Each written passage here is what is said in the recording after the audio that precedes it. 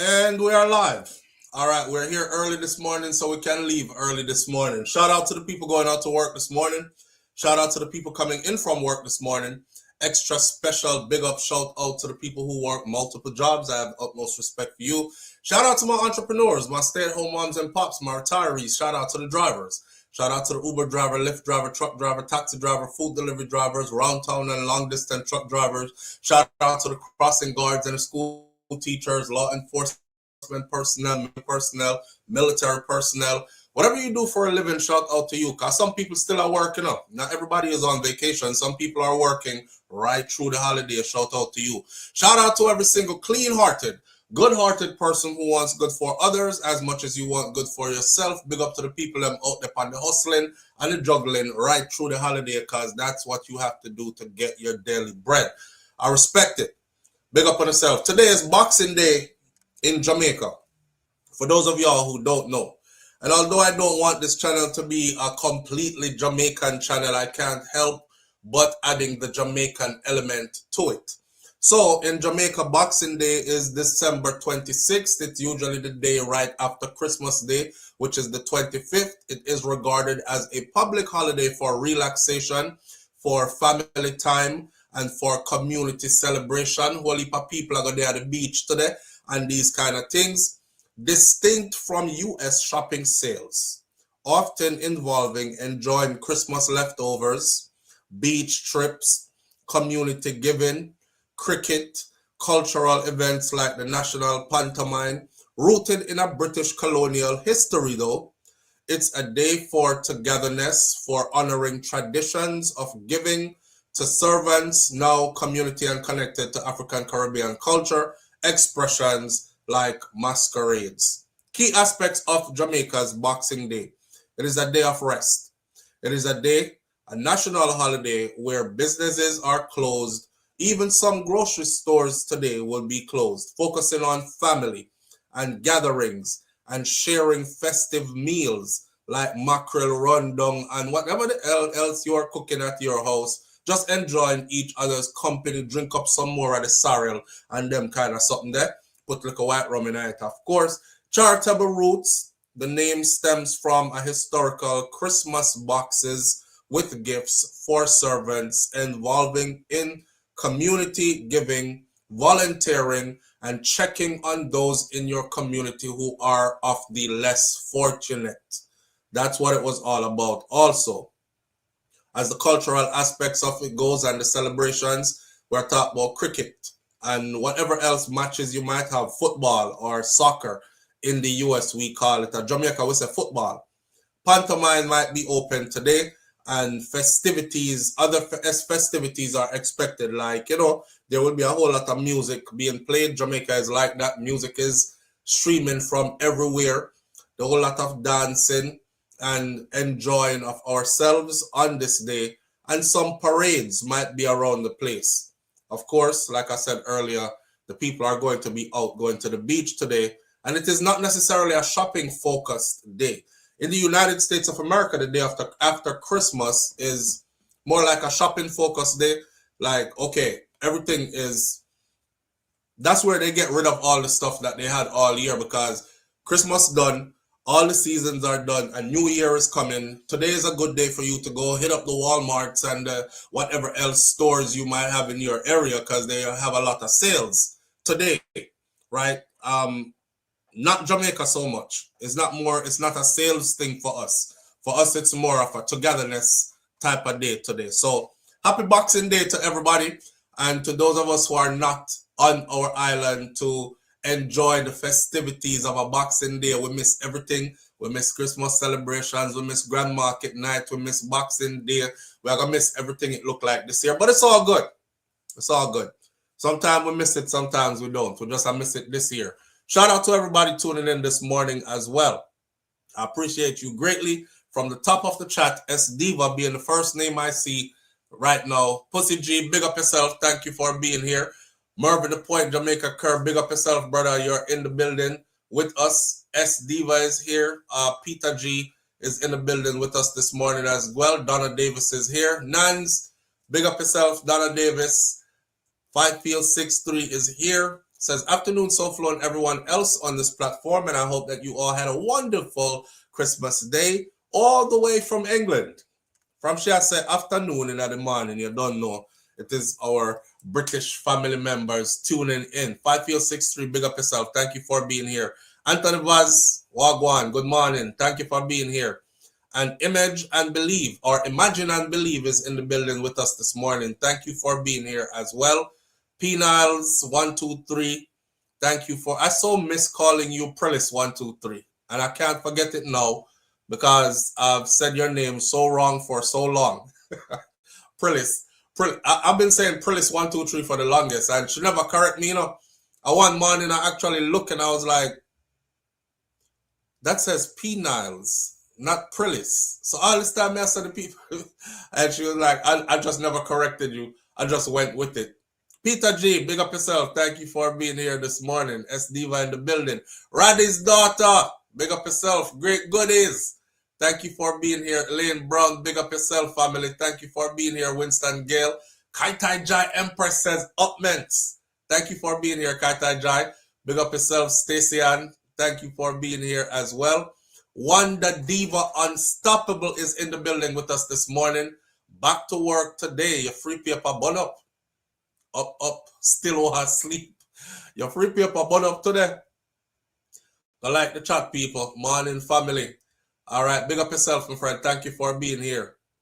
Murray Red is in the building with us this morning as well. Thank you for being here, Murray Red. Junior Copeland is also coming along for the ride this morning. It's about to be a very exciting ride. I'm going to tell you about it. It's not going to be long, but it's going to be very exciting. We have some things to say. All right. If I did not call your name this morning, Nisha, big up yourself. Thank you for being here. Of course, I can't forget Audrey. Audrey, a big smuddy in the house, you know, Audrey. Audrey, big up yourself. Thank you for being here. If I didn't call your name, you don't know how it go already. What Audrey said? Audrey said, me can participate. Little tell my boss, roll in.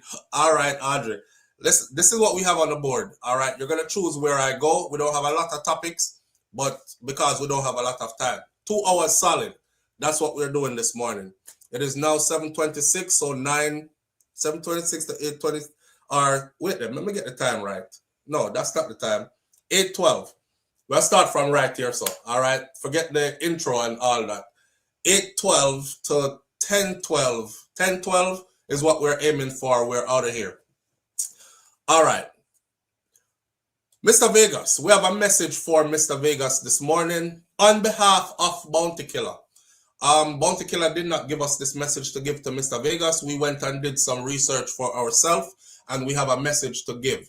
For those of you who missed it, Mr. Vegas did an interview recently on a podcast with another big star, Conscience, and he made again the ghostly accusation that that Bounty Killer impregnated a 14-year-old, and nobody is holding him accountable for it.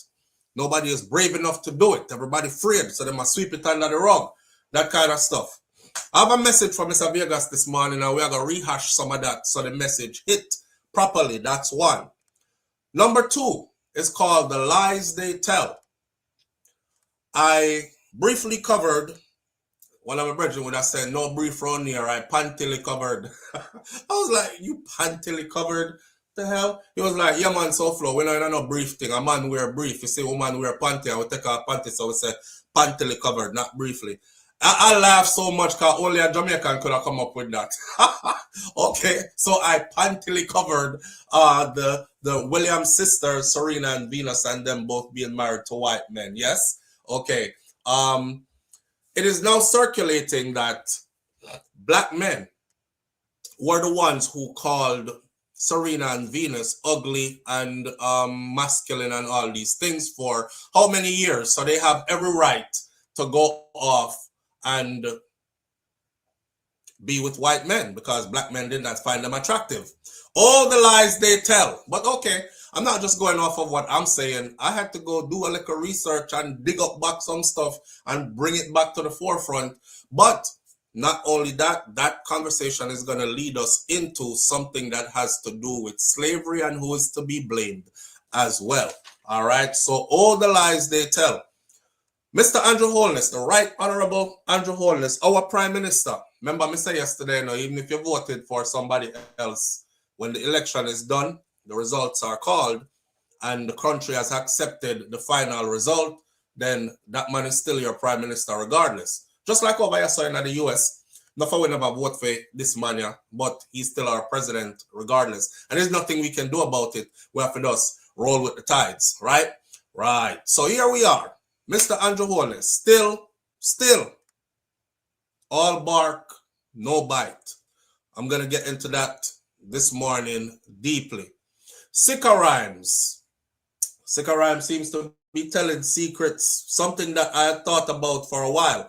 And I did speak to Sikka Rymes yesterday again, and I was supposed to contact his child's or his ex-wife, but I haven't gotten around to it yet. So I hope if she see these videos, don't think I'm avoiding you while contacting him. The thing is, they reach out by text, which is much easier for me to communicate on the go than for me to actually have a telephone conversation with an individual, right? So that's where that is at with him. I'm easy to reach by text. If you just go at my Instagram and text me through IG, I'll more likely respond. I can do that while I'm at the beach with the kids, while I'm moving around in the grocery store, or I'm driving down the street or wherever, even though I'm not supposed to say that. But yeah, so I did have a conversation with him yesterday again, and went into some more things, which I'll talk about here again. It's up to you. You choose. You have 60 seconds to choose which one we start with. Do we start with Andrew Holness? Do we start with Sikka Rymes? Do we start with the lies they tell, or do we start with the message to Mr. Vegas? Go. Yes, I scroll and glimpse on other tennis sister husband, LOL. They're blaming us. They're blaming a black man can't escape the blame for nothing. On my way to the plantation, so you're unstoppable. Don't make them work you too hard here. Work smartly. You know how it go already. The lies they tell, Nan says. Mr. Vegas says, Mistress B talks health and wellness with a twist. Mr. Vegas. We have 4 Mr. Vegas on the go. 5 field 6-3 Mr. Vegas. Stacy Ann says, Mr. Vegas. We only have 1 of anything else. The lies they tell now, we have 2 of those. You change, Palmy, man. Okay, so we have 2 of those and 4 Mr. Vegas. Mr. Vegas is leading by far. We are 25 seconds in and counting. Audrey Wright says Mr. Vegas. Winston Gale says Mr. Vegas. Now we have 6 Mr. Vegas. We have 7 Mr. Vegas. Raddy's daughter says we are 40 seconds in and counting. Majority has been Mr. Vegas with only 2 of anything else. Sing Song 100 says anything else. Rollout Vegas says Wanda Diva Unstoppable. Rollout Vegas, it looks like it's going to be. Let me start queuing for the Vegas talk, because right now we are 10, 9, 8, 7, 6, 5, 4, 3, 2, 1. Mr. Vegas it is. All right. The accusation from Mr. Vegas that Bounty Killer got a teenage girl pregnant back in like 1990 something, and that teenager did have that baby. I don't know if Bounty to have any children out there we're not take care of, because no woman has ever come forth and said, me have him pick me, but him breed me and left me for suffer. So it kind of tells me that even if a teenager had his child, the child was taken care of and the mother was compensated, so nobody said anything. Somebody said, red carpet, roll him out. No. All right, listen. According to Child Rights International Network, you see what I'm giving them the sources? That's why when people come to me, SouFLoTV, and talk about, you always make up stuff. I don't know. Very few people do that anyways. They should know me by now. If you go to Child Rights International Network, you will see it clearly says the age of consent in Jamaica was 14 years old all the way up until 1995. It is said that Bounty Killer impregnated a 14-year-old in 1993 when he was 21. Well, like it or not, the age of consent in Jamaica was 14 years old all the way up to 1995. It changed to 16 with the enactment of the Sexual Offense Act in 1995. Before 1995, the law recognized 14 as the age of consent. What does that mean?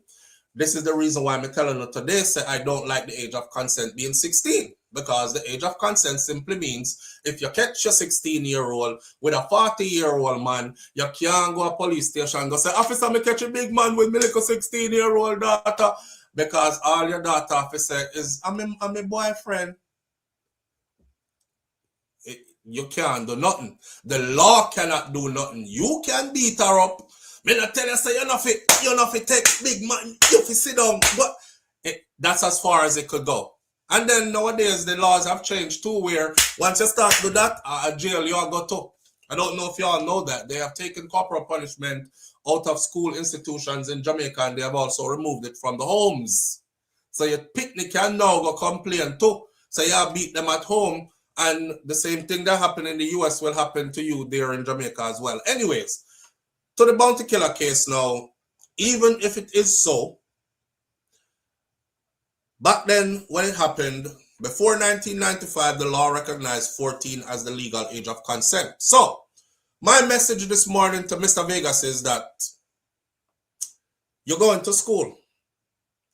I've heard that you've been getting degrees like the rest of us, right? I'm foreign with it. So some of we who have some sense and some time and have the interest, because some people just don't have the interest. Some people are doing super well in life without running down degree, right? But now make it seem like who don't have no degree and no nobody. I'm just saying. We there get some degree and thing and stockpile some credentials so that we can use them later upon the resume. You know, according to the things we have planned for the future. That's how we are going with it. But I'm saying, Mr. Vegas, listen. Mr. Vegas, hello. Listen, I'm going to talk to this camera right here like I'm talking to you. Mr. Vegas, hear me out. Mr. Vegas, you're going to school. You're getting degrees. You are studying. You know what this means. You're an intelligent person, right? Okay. I've watched interviews that you've done, including the most recent one with Conscience on his Connect podcast. Plugging it again so people can go check it out. It's time for you to let this go, sir. It's time for you to let this go. And some people are going to say, SouFLo, what you mean for let it go? The girl did 14. That was in a time gone by when it was perfectly legal to do that. Right. Remember, I'm telling us that the law is not always right, you know. Me not say the law is always right, you know. But the law is the law. So when you go in a court of law, it's not your feelings about the law that is presented, it is the law, right? No matter how you feel about it. So, with that said, first of all, I ask for proof. I have never seen solid proof, therefore I can't say, right, that's true. Bounty did actually breed on 14-year-old and she have baby feed. But before we even get into all that, I no longer even care to see proof. Now that I know that back then, in 1993, 1994, 1995, this is 2-3 years after he supposedly did that, the law was on his side.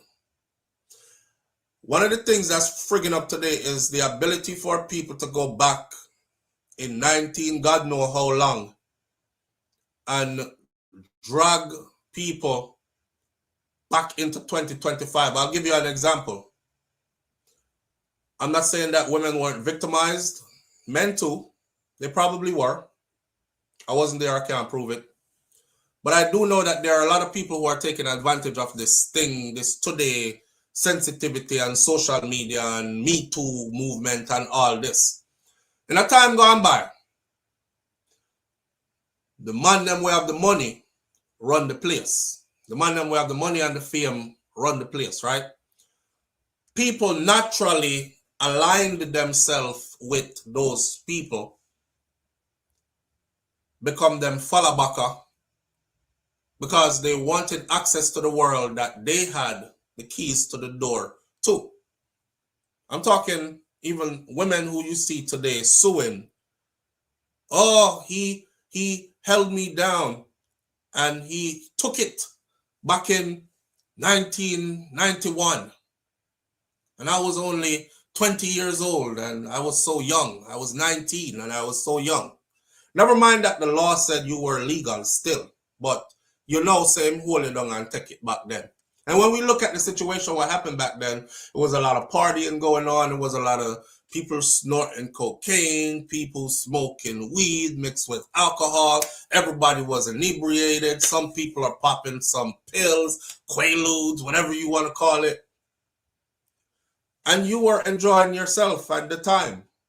And from 1990 to 1991, 2, 3, 4, 5, 6, 7, 8, 1999, 2000, 2001, 2, 3, 4, 5, you never complained. 6, 7, 8, 9, 10, 11, 12, 2020, until somebody said, we're going to make this new law that says you can go way back into 19, how long, and accuse somebody of something, and we'll make them face those charges today. We will charge them as long as you're able to write it on paper and stand up and say that happened. That creates a dangerous, because make no mistake about it, me now bite my tongue, a whole heap of girl get fuck out, and a whole heap of man do some nasty dirty sitting, compromising themselves from back then because they thought it was going to get them somewhere.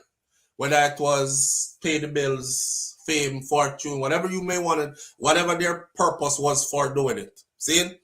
And when it didn't work out that way, and they look now 20 years later and see the person who them give themselves to in whatever way they did is thriving even bigger than before, they've now become monumental and you are not even a memory to them. Some people start feel like this is my opportunity. I still have pictures from the party where we did go in 1993 when we did sit down panny lap. So what me I gonna do is me I gonna take them picture there, me I gonna say evidence, and I'm gonna say I was drunk in that picture. I was only 19, he was 31. Me never have no sense. Him force me to drink the alcohol. I was actually drunk. And now they're looking at the picture in court and they're saying, well, this is 1993 and she was there and she was sitting on your lap. Okay. And, well, this is the night she said you raped her. How much are you worth today, Mr. SouFLo? 1.5 million US. Okay, we're doing a judgment for $1 million US to this victim. Remember, I know. Never raped nobody. Them they just a fling crutches. Because I was the man at the time. That's dangerous. You see this game that Mr. Vegas is playing? It is completely out of revenge. Clearly, Mr. Vegas said, bounty killer, or the general, the man, him up there so. So anything him say like law. So if bounty ever say, yo, who, what the boy, move, go from around here. Everybody start treat you like, move, go from around here. But boy, go, Gigas. Yeah. And the name Gigas stick. And to this day, the man said it blight him career and cause him career for going to a tailspin, a kind of way where, paraphrasing not exactly his words, that's why I keep telling you, go watch the podcast. He said basically it sent him career in a different trajectory. Him could have been on a up and up, all the way up. But in his eyes, Bounty tried to kill his career then. And being him and how powerful Bounty is in the dancehall space, it almost worked. It almost worked. And they have to fight for him life to be relevant in dancehall space. Him hold a lot of vengeance for that. Vegas, you hold a lot of vengeance for that. And I'm not just saying this because, yeah, you know, Vibes Cartel, I'm an artist, and Bounty are the one who bring him forward, and if it wasn't for Bounty, there probably would be no cartel, and blah, blah, blah. Because I know y'all are going to try to connect it that way. Me can't take back what me did say already, because it's there, and I'm not removing any of my videos. Let it go, bro. Let it go. Because right now, even if you bring a birth certificate forward, the only thing that could save your case right now, your accusation, is if the woman herself come forward today. And she come forward with the birth paper them and she say, yes, you know, I rape him, hold me down and rape me. But through them time there, them man they did powerful and me did afraid. So me never said nothing. If that's the only thing that could save your case, and guess what? It not gonna happen. It not gonna happen because the man picnic. If that child exists, that child is what, in them 30s today? It's time to let it go, Vegas. That's our message for you this morning. Don't mention it again for no other. But you better you go find one name called Bounty. Because Bounty call you gear gas. And everybody have it to call you gear gas. And you're up in arms about it because you feel like it blighted your career and put a stigma on you. Because back in them time, when Bounty said gear gas, you know, remember, you know, times change now, you know. Now when you call people gay, nobody cares. People are like, okay, and people even defend them. So what if he is gay? I make him live his life. I feel him body wall. You know what I'm saying? No, nobody, back in them time that when Bounty said, gay gas.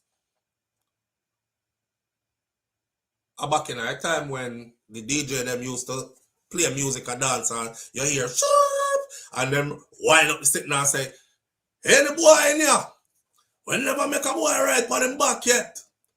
Gunshot for battle boy, put your hand in the ear, so. If you can't put your hand in the ear, I'll be a gunshot for you in here. Either you were gay and didn't want gunshot, so you put up your hand fast, or you really never like Batman because you're trained that way, so you put up your hand fast anyway. The same way how them used to say, any boy never ate pussy in here yet. Put up your hand, so. Gunshot for Bowers. Your girl standing right next to you knows that you're just done deep dive in RC, right?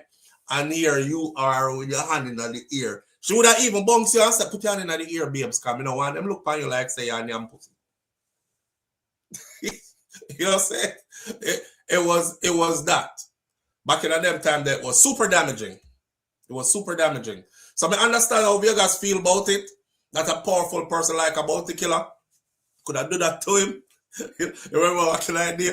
Any boy never get pussy in your head, put your hand in the ear, so. Bad man no bow. Gunshot for pussy fuckers. And your girl is telling you, put your hand in the ear, babes. Hurry up and put up your hand. We come from a time, you know, when things were very, very different. Very different. So yeah, he might have said that and damaged the man, and you know, and Vegas they have to fight through it. The only thing I'll tell Vegas now is find a name for Bounty. Tommy Lee called him Goathead. So we did a work off of the Goathead.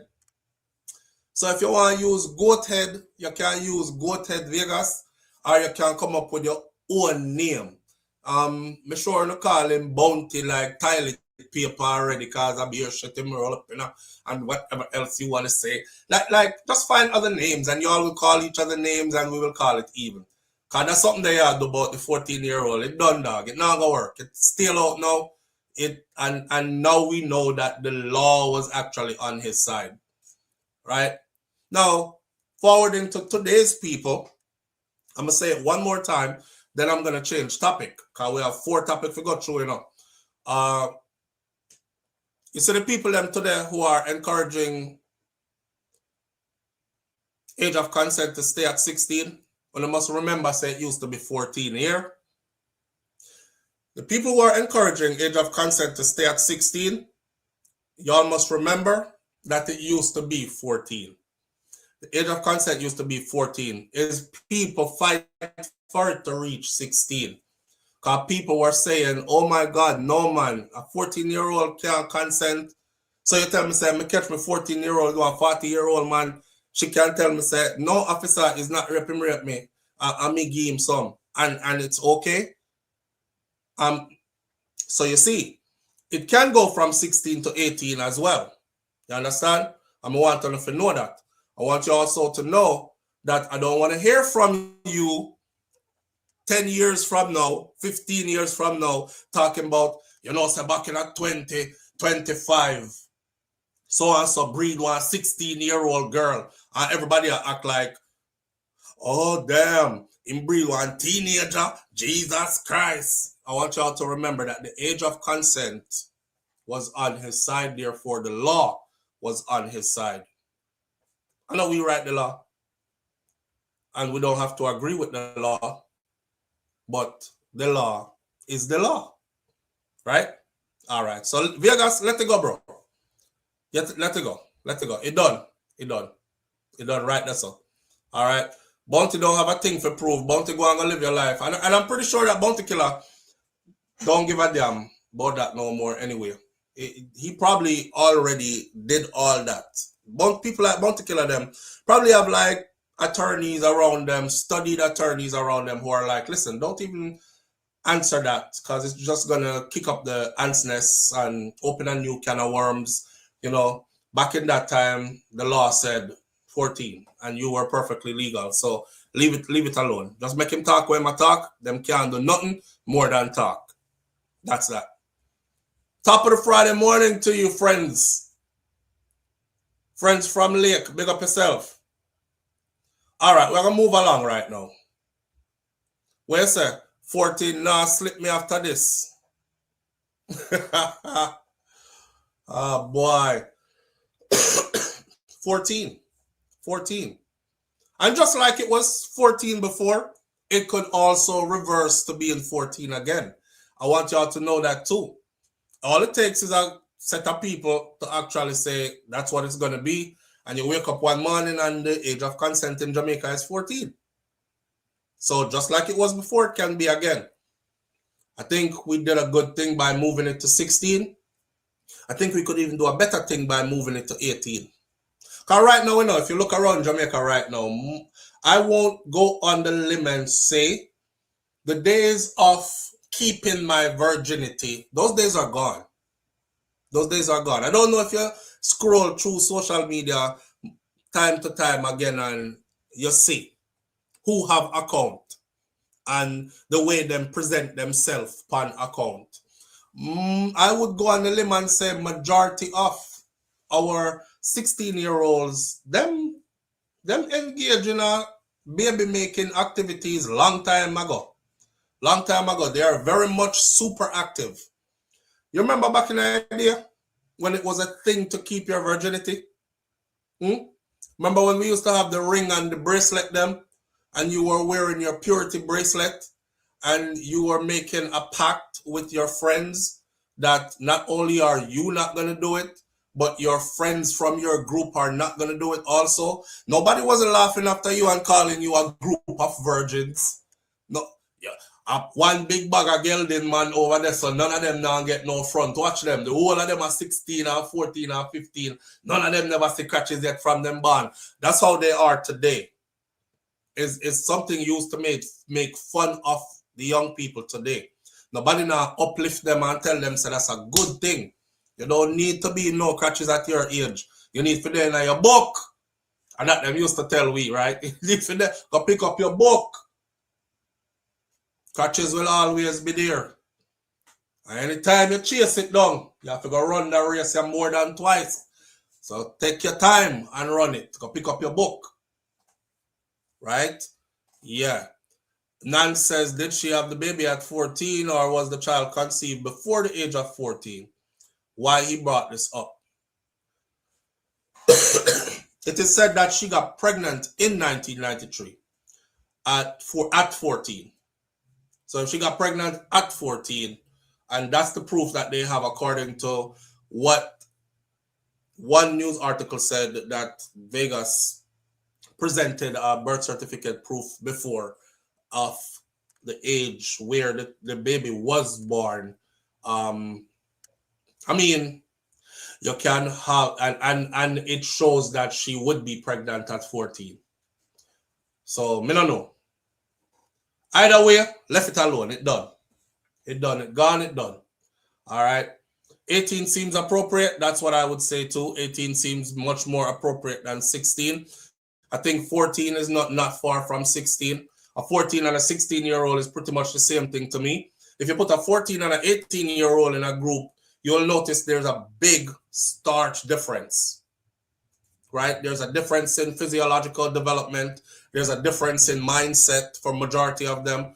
There's a difference in just the way they speak, the things they're into, etc., etc. It's like 14 is more like 12 age group. 12 to 14, group them over there. So, you know what I mean? So I think 18 is where it should be. But that's what I think. And what I think is not what they do. Not what they do. One of my friends got pregnant at 14 and gave birth at 14, which is why I said to Nan's comment that either way, it gone through the gate already.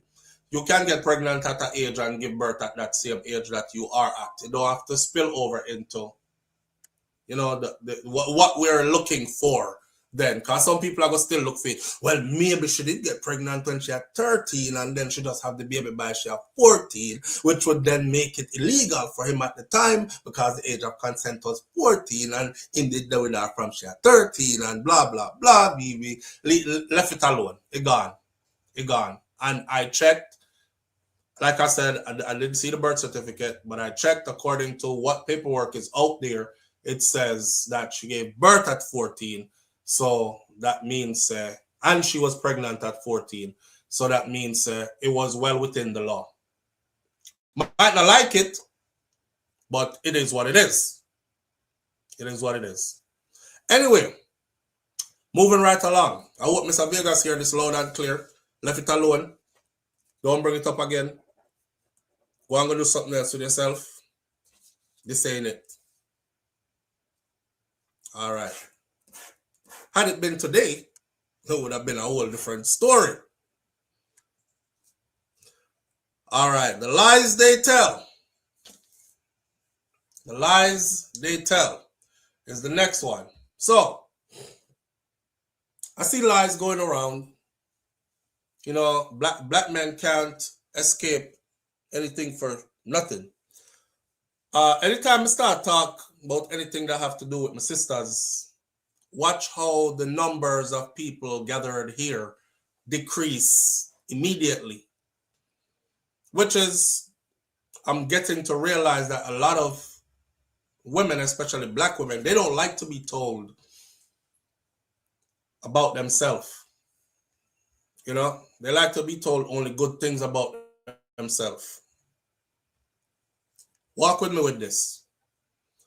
This whole thing that's going around about the Venus and Serena, they had every right to go be with white men because black men used to call them ugly and masculine and all that. It is a lie.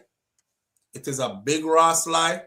It is no different from the lie that they're telling now that black people were the ones who sold black people into slavery, so you shouldn't blame the white man for slavery. Imagine a blood clot big lie like that.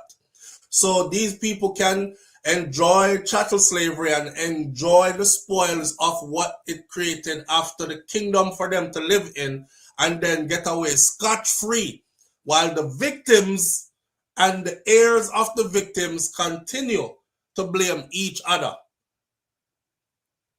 That's a designed lie. It wasn't black men. I lived through that period. But me I go dig up some stuff for you. Okay? Yes. Both Serena and Venus Williams have faced significant public scrutiny and extensive history of racist and sexist commentary throughout their careers, which has included them being called ugly and masculine and always being compared to animals through white media.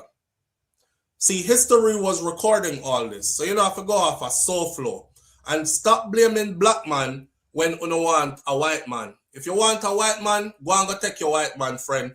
Nobody now watch. Enjoy him, right? It's different. The sentiment is so different when it's a black man with a white woman and black women be having all kinds of shit to say. You know, what happened to just let people love who they love? It's always so different around. Yeah, they always go for some white bitch. I ain't trying to help no black man because when you help him and then he get rich or he get famous or whatever, he gonna leave your ass for a white bitch. This, that. But when you see a black woman with a white man, she's found love. Leave her alone. Let her be. None of you black men wanted her. She has all right to be over there. Leave us out of it. Leave us out of it. You're free to choose him. Choose him and go enjoy him. And left without it. All right? Black men was not buying. Listen, black men historically were not buying tickets to tennis matches. Me, I follow tennis from back in the Arthur Ashe days. You know why? I grew up playing tennis in school. And for anybody who went to North Miami, elementary, junior high, senior high, you know that tennis was a part of our curriculum. For PE, our school even had a hand racket, a handball court, and they had a tennis court. So we grew up playing tennis and we know who the tennis players are. Historically, black people weren't even allowed in the sports. And then when they got in the sports, they were shunned. So they weren't popularized. So of course, black people weren't running to go buy tickets to go sit at a tennis match and watch the ball go from this to this.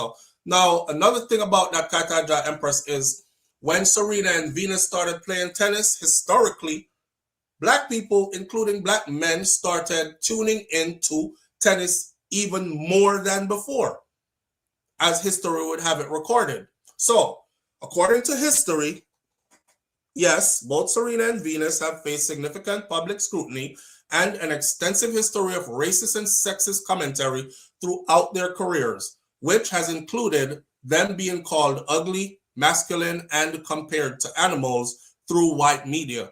This type of commentary, referred to as misogynoir, the specific hatred of black women, has been documented in various forms. Racial stereotypes first. Both sisters were often subjected to commentary that was grounded in stereotypes about black women being masculine or unattractive. This has been linked to the historical racist trope of the Hottentot Venus, which dehumanized black women by focusing on their bodies in a hyper-sexualized and animalistic manner. This is a part of what white media used throughout their career. Body shaming was also used. The sisters' athletic physique were frequently the subject of negative commentary across white media platforms, with some critics suggesting their strength made them unfeminine. Serena had spoken publicly about it. She said it was initially uncomfortable for someone like me to be in my body due to these external pressures. Media personalities and public figures. The demeaning comments have come from a variety of sources, including many media personalities and tennis officials alike. For example, in 2014, Russian Tennis Federation President Shamil Tarpeshkev made sexist and demeaning comments, calling the sisters the Williams brothers. And that spilled over into the United States of America, where their sexuality was start to be questioned. People would say they were probably born as boys. So you see, it didn't come from us. It didn't come from us. They were probably born as boys. They're telling you when it started. Russian Tennis Federation president started that and referred to them as the Williams brothers, for which he was fined and he was suspended by the WTA, but he was allowed to come back to work and did not pay the fine. In the age of social media, racists and sexists use platforms to direct negativity, including misgendering and deriding their appearance and their strength. Of course, despite all the negativity, Serena and Venus rose to heights that none of them saw that coming. Today, Venus Williams is among the greatest that ever played the game, with only her sister being above her. Serena Williams being noted in the history books as the greatest to have ever played the game. Right? So with that said, I want y'all to stop this thing about a black man did call them ugly, and a black man used to say them look like man. We were actually defending them back then. I used to be so hurt when I used to see it. I used to be listening to tennis back then as they were scoring the match, and they would say something about, like they would say about Serena, like they would say, I remember one reporter said, oh, she has the strength of a horse. And I was like, oh, fuck. Why is he could have said she was super strong. She's like a superhuman. She's like a very strong woman. The strength of a horse. I remember another one said, let me pull up some of them in my brain. The strength of a horse one never left me. There were others. They always referred to them. If Serena did a serve and the serve was like at lightning pace where the counterpart, the person on the other end, could not return her serve, they would straight out literally say, she serves like a man. Straight up. Go back and watch those old tennis videos. She serves like a man. Only the men serve with that much power. And of course, we would brush it off, right? And it would be like, damn, why are they always referring to them as like a horse or like a man? And even people in high positions calling them the Williams brothers. That wasn't us. That was not us. So stop blaming us. And I'm going to say it again. Please go and put the blame on the right people. And if you want a white man, by all means go have you a white man, but don't act like it was black men that were few and far in between and we all hated you while you had to run to white men. You chose the type of black men you chose. It didn't work for them. And now you found your heaven with a white man. Good for you. Good for you. Right? But you don't have to tear us down, or you don't have to try to make us look guilty of anything, or us be the excuse why you ended up where you ended up at. People like me don't care. Don't care. So don't blame us. Now, I'll give you something right here. I want you to go look up DJ Kid. Live on the air with SouFLo. Good morning. Yeah, morning, big brother. Morning, family. What going on? Yo, you remember the white girl that with that regulate the tennis team? I think she was #1 enough time, but she used to look like a man, you know. Martina She didn't look Navratilova. like she. Yeah. Yeah, then me I tell us I follow tennis, man. Or something. Yeah, me I tell me I follow tennis from the longest. People, I tell her that. Right. Martina Navratilova always looked like a guy. But they never called her, they never said that she looked like a man. And we watched her all them years as children. Right? Yeah, we did see that, and we know say the two little girls them never hot, but we did see the setup and we never throw no fire on it because we did not see the setup because that the thing that did look like a man straight up. Okay, so back then, bro.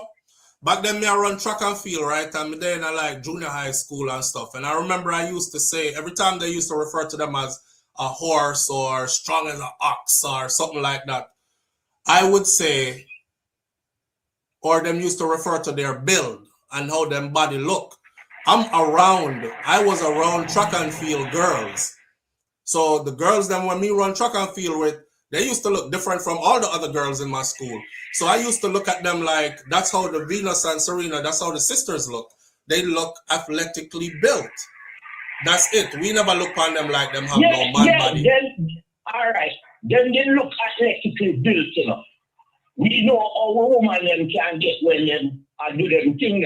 But when you see the setup, Brethren, because as I said, we have to say the girl is ugly and them out there and represent. And we see the setup. We see this other white woman here. And we don't say nothing. And we don't try to slide it like say we are say real. You know what, man? Right. You know, we ain't do that because we we knew they was doing a thing. But we see, remember, man, when they came out, it was Nation of Islam out there, God's at earth. Everybody wasn't going for that shit like that. People were speaking out against it back then. Even back then. Yes. Black men never sat down and just take it back then. We were defending them back then. The white people never gave that transgender or whatever that person was, because no way that was a girl. Yeah. No, I don't think that woman had children or nothing. You know, I think she was... And they never pursued that line of argument. They never fought so hard. I never heard them handle her that way. Right. I don't know if she was on drugs that made her look that way, like performance enhancement drugs. But yes, Martina Navratilova, for me, always looked like a man. She always looked like one man. Yo, homie. And back then, we never even did know much about that neither. Those days, they could have did shit like that, and we wouldn't have known because it wasn't really out there popular like, Ray, but a lot of those rich people was doing stuff like that. And like I said, my point was just that the white media didn't go at her like how they did it. Point made. Venus and Serena. All right, my brother. Point made. All right, sir. Manners. He's right. And they didn't. And we all know that. And especially for those of us who paid attention to sport. Because some of we grew up not paying attention to tennis. But some of us were entrenched in tennis. Like I said, I grew up in Miami. And in Miami, everybody who went to school in Miami can vouch for this because it was a part of our school curriculum. The schools had tennis courts. And you would go PE, period. You outside and play tennis. They would literally instruct you on how tennis is played. You had a coach and you played tennis for PE, and then you would play doubles, which is the teams, and then you would play singles, which is one-on-one, and you would learn the games, the rules of the game. We played baseball as well. We had a baseball pitch. Nowadays, it is more segregated, as in it's mostly Hispanics play baseball and some whites, and tennis is for whites mostly, and track and football is for blacks, kind of thing. That's how it bubbled down to be. But when I was growing up, everything was for everybody. And you were put in it whether you wanted to or not. So you eventually end up developing an interest for it. You know what I mean? That's where I know the names come from, the Steffi Grafs and the Martina Navratilova and all these names that come from back in those days, the Arthur Ashe and all these people. None of those women were treated like Serena and Venus were. But don't switch it back around today and say, oh, they're with white men because black men thought they were. No, they went through a slaughtering. They went through a slaughtering by white men and white media. White men, white women, white media. That is why today, to me, I'm surprised that that's who they ended up with. Because white men didn't find them attractive back in them days. They used to literally outright speak. When we used to brag about, yeah, the Williams sisters whipped their ass. We on top now. Anything you put us in, we dominating it. We used to go around because it gave us great pride, right? So we used to go around saying this. When we go around saying this, guess what their reply was? Their reply was, y'all winning because you cheating, because those aren't even girls. Those are boys. It's two boys y'all got playing. That's why y'all cheating, and y'all had to cheat in order to win. So nobody tell me about we. That have nothing to do with we now. I want y'all to, before I was interrupted by that call, I want y'all to go look up DJ Kid. DJ Kidd Kid. He was a DJ to the stars. I've spoken about him before here. DJ Kid, real name Jason Roger Pope. Jason Roger Pope. He was sentenced recently to 19 years for sex trafficking and for intentionally spreading HIV to at least one victim. One. His arrest affidavit and his case files, if you go look in it, it said nearly 700 black females. Nearly 700. Now, I watched this guy, did an interview, right? That's why I always say a lot of black women out here be romanticizing and fantasizing about white men, especially if she was raised in a Christian home and one of them home there that had the white Jesus picture up on the wall. That's why I'm telling y'all that it is dangerous to have that white Jesus picture in front of your black children, because it goes so deep into the psyche that they won't even be able to place where this is coming from. Your son will automatically look at a white guy and think, damn, he's superior to me. No, the fuck he not. He not. But you will think that because that's how you were raised to think, well, shit, if we were made in God's image and likeness, how come that's God? That look more like them. That don't look like me. And then they show you dark skin something for the devil. And then they have devil cake at the grocery store, which is your complexion and darker. And then they have angel cake, which is the white cake. And then they have, you get married in white, and it's purity. And then you go to funerals in black, and it's death and destruction and the end of. You know what I mean? All this shit was put together for you. DJ Kid. Now I'm talking notes enough. So nobody come think me talk to you out of my body wall. I come talk to you from going back again, waking up early this morning again, rereading again, and writing out again to make sure I'm on point with what I'm saying to you. Walk with me. Lies they tell. DJ Kid, Roger Jason Pope, he got away. He got away. I want you to pay attention to how he got away. I want you to pay attention to how much energy and strength black women put into putting away somebody like Diddy. Mind you, Diddy never touched no minors. Everybody in Diddy's case is grown-ass people who were at an age where we hold them accountable. People want to spin that shit. Oh my God, but Kathy, she was only 19. We joined the military at 18. We get sent off to combat at 18. We go fight wars and come back home and do another deployment back into a war zone, 18, 19. And you telling me that, oh, she was 19, so she was just so young and impressionable and didn't know what she was doing and was just taking advantage of. She went to Diddy with her man, which means she didn't have man already. She was a part of the plot to get rid of her own man to become Diddy's main woman. This is proven fact. All that conniving stuff when you're willing to let it go. And you see him drag the woman in the hallway of the hotel and, oh, you should spend 1,000 years in prison for that shit. None of y'all got mad that a white boy infiltrated the black community and fuck off over 700 black women. This is documented. Over 700, I don't know. Y'all wanted to give him that coochie so bad that he ran through over 700 of you.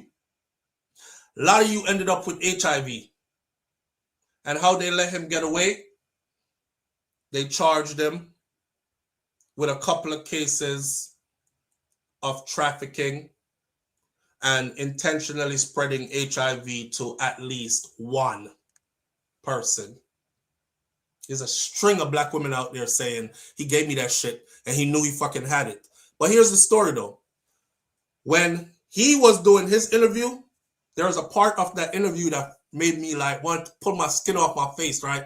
I was cringing so hard because he said he was in a chair like this and he was like, yeah, well, because they asked him, how come all these, black women seem to have a thing for you? He was like, well, you got to remember, I was around people like R. Kelly and them in their heyday. You know, R. Kelly used to have the wild after parties, and I was associated with people who are famous in the black community. So these black girls and black women, they wanted to be a part of that. So they saw me as a way in. But not only that, he was like, I don't know, man. If I gave a black woman a compliment, she felt like Christmas came early. It was like, you should see how they lined up. It was something about getting a compliment from a white man that validated her beauty. Like suddenly she was seen and she was somebody. I hear him say that, you know. So he was like, I didn't have to do much. I did my DJ stuff, and then I just walk around and pick which one I wanted, and I compliment them. Here's the kicker. A lot of the women that he was with, he just got sentenced this year, I believe. And this shit been happening for a long time. A lot of the women he was with, the black women he was with, they had black men. They were out on girls' night out. You imagine them at the house, I cuss out them black man, right? He like, we married or we engaged. You're not supposed to be in the club every weekend and shit. Like, oh, you insecure ass nigga. You so insecure. You know, I don't even think I want to be with you. I can't go out and have some fun with my girls. That's where it come down to, you know. So you're like, hey, you know what? Go ahead. And she just sucking random white dick. And the man said that he could get them to do anything. He could get them to do anything. Once him give them a compliment, he could get he was like, he said he would just go out there and he would pick who he wanted out the party.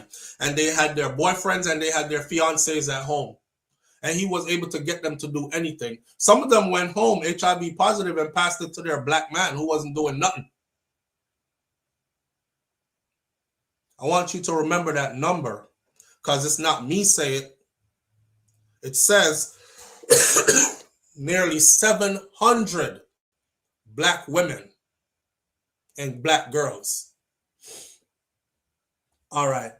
So the South Carolina DJ known as DJ Kid, Jason Roger Pope, he pled guilty to sex trafficking and sexual conduct charges, including intentionally infecting at least one victim with HIV. They gave him the sweet deal for his whole story and confession to be told. A lot of people are out here talking about, oh, the CIA used him.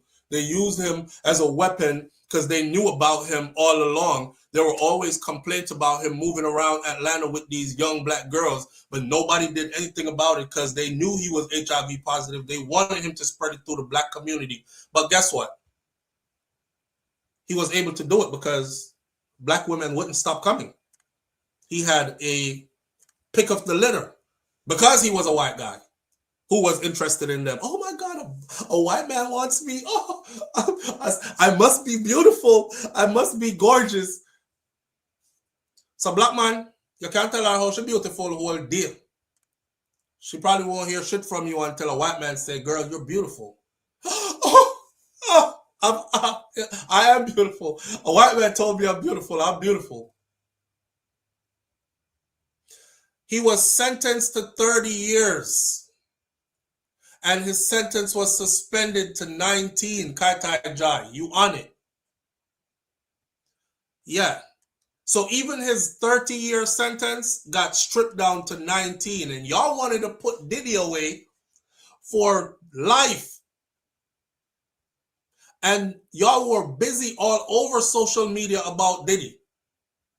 Yep, lock his ass up, keep him in there. And a man like this, y'all stayed quiet about. And no matter how people like me kept telling you about him, I have no interest in even looking. The girls were doing what they did. It's what it is. It's gonna make we look bad, so I'm not looking. Right. So check it out, right? White South Carolina DJ accused of sex trafficking nearly 700 black girls. That wasn't quite the story. A lot of them were women who willingly, and that was found out during his trial. This is the initial report. It was found out during his trial that yes, some of them were young, but majority of his victims were past the age of consent. Black, past the age of consent. Florence, South Carolina man was denied bond during a court hearing after being charged with human trafficking and sex crimes. On Monday, Jason Roger Pope appeared in the court for a bond hearing. This is when his case was going on, right? His bond hearing had lasted about 10 minutes when his defense counsel, Rose Mary Parham, announced the intent to withdraw his request for a bond hearing, but did not explain the reason behind the withdrawal. At the time, he was 42 years old, and he was held in the Florence County Detention Center, according to the South Carolina Attorney General's office. Pope, a party promoter and local DJ, he was arrested, and even though it said upwards of 7 or almost 700 in his own words, they put on that paperwork 3 counts of first-degree criminal sexual conduct and 1 count each of second-degree criminal sexual conduct with a minor, promoting prostitution of a minor, and kidnapping. He beat the kidnapping charges.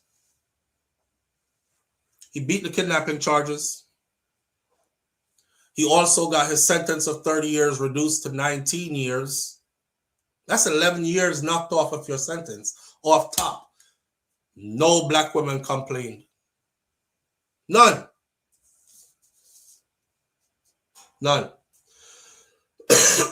How do you think this one white man was able to run up in a soul? And he described y'all so bad. He was like, they used to come straight and leave bisexual, because I would like have them doing stuff with each other, and they'll be like, I've never done that before, and I'll be like, give it a try, and they would. I never forced them to do it. They did.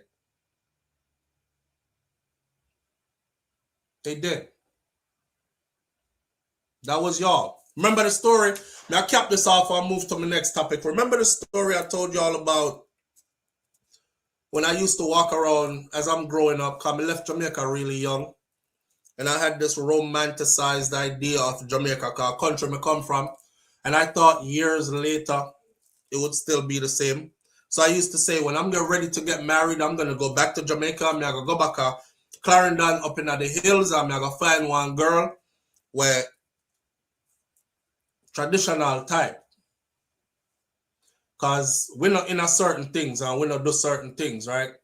It was around the same time that I had discovered pornography in a way where technology had changed enough for me to start viewing pornography for free. So I started viewing porn for free. And I came across a video one day of some white man in Jamaica. You know, I have a curious mind, so I typed in JAMAICA space PORN. Enter. Want to see what me I go see? I was wondering too, does Jamaica have a porn industry? You know? I'll never forget it. The 2 white men them walk on the beach, have them personal video camera and thing. They're selecting randomly. I think a Montego Bay them did that. They're selecting randomly. That one. Now, like her. Let's take this one. I bet she'll come. And the other one is like, well, if you could get her upstairs, they just go straight to her. Hey, how you doing? Right away. All right. You all right? Mr. Ross is a Jamaican girl. Me all right? You all right? Boom, bang, bang. One thing lead to the other. She end up in the room upstairs in the hotel. And you know that song? Whoop, there it is. Tag team back again. Yeah. It went down. It went down, and they were beating her like a pinata in there. Not in the way that you like beat the pinata, like, you know, they were knocking the Mario coins out of her from all angles at the same time. And I was so first time I didn't ever see nothing like that.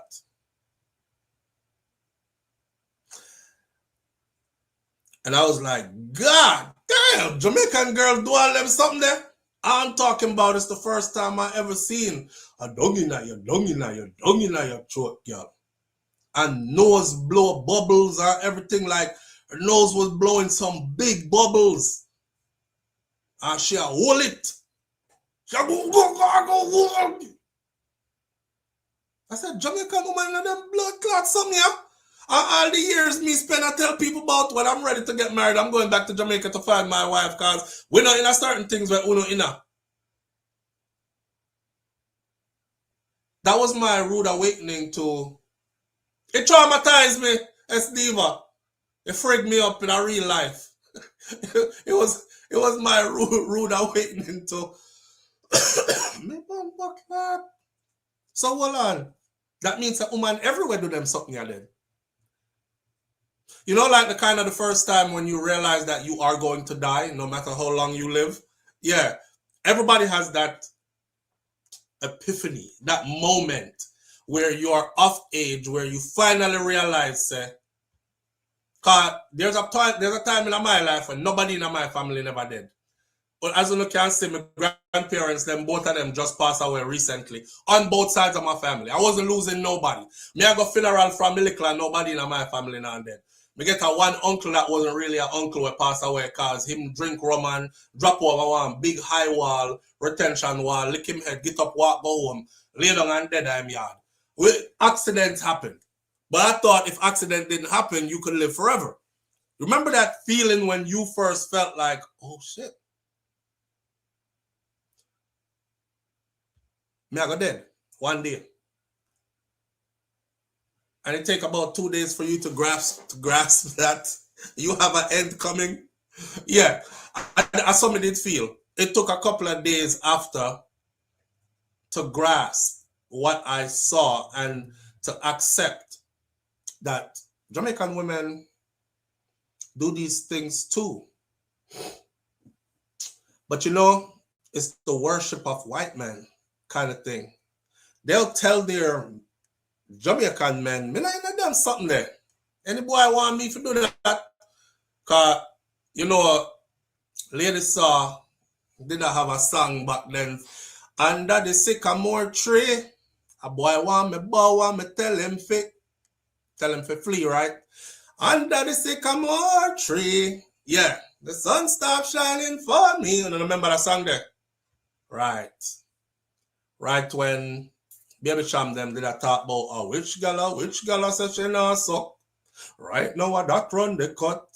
Yeah. Under the sycamore tree. So them did I tell it Jamaican man them say, me not did them come there. Nasty. Good girl like me. Me not in them things there. But Mecca, not Jamaican, especially Caucasian, catch them a one away. Then yam would like dog. I don't know why Jamaicans say that because I've never seen a dog in mood, but everything for we are like dog, right? Y'all take man like dog. She yam would like dog. Then yam would like dog. Yeah. Yeah. And then come back and tell about it's not. All that have to do with white Jesus on the wall, man. White Jesus on the wall. So I'm not surprised that DJ Kid / Jason Roger Pope was able to get almost 700 black women, and even though he was HIV positive, passing that shit around to them, and them still a run after him for some of them white noodles, and he had no problem getting them to do what he wanted. You know what I'm saying? Ah, boy. Here, what? You know, I don't think one that Diva Unstoppable have me aware. I don't think it's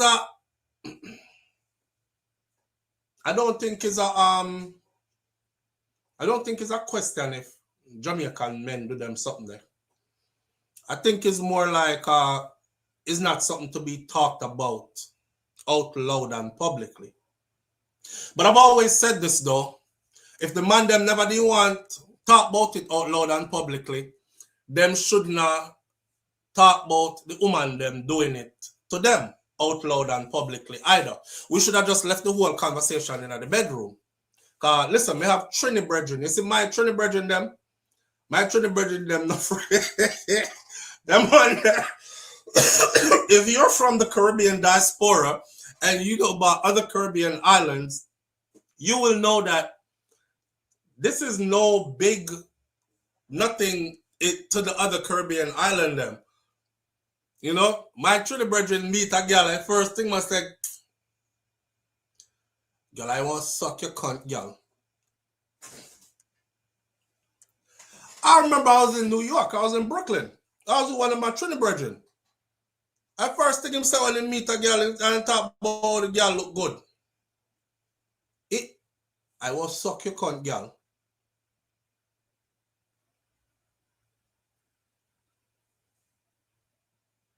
I'm like, that's not like the first thing you say to one girl where you don't know, where you have you express interest. But the way he said in front of everybody. I'm like, yeah, you definitely not Jamaican. Definitely not Jamaican. Every Jamaican woman when me know say a Jamaican man them have and them never have a problem with that because him does it just fine. So the conversation is settled. It's not a friggin' let's get out here and keep talking about it and keep beating it to death. Just left it which part it there. Them conversation there is supposed to be between you and who you are do it with and in your bedroom only. No, it does not need to be established globally that yes, Jamaican man yam front, then yam it like dog. It does not need to be. It doesn't need to be established that way. The man them want to keep it taboo. I know Jamaican woman them now have not brought up sit up blouse and skirt because them are the one, you know, outer road. You remember when David did the interview up at Hot 97, not Hot 97, up at Breakfast Club with DJ Angela and DJ Envy and Charlemagne. And I was like, damn, David boss went off. She get a big interview there. I hope she make the best of the interview, so the most things and represent for the culture and stuff. Charlemagne asks her dumbass question. But do you do it? Do you do what? You know, the stuff that they say like Jamaicans don't, because they say Jamaican men don't eat pum. But I mean, do you do? And David was like, what, Stockholm? She said something about talking like dog. I was like, Jesus Christ. She could have said, let's talk about something else. Can we talk about my music? Can we talk about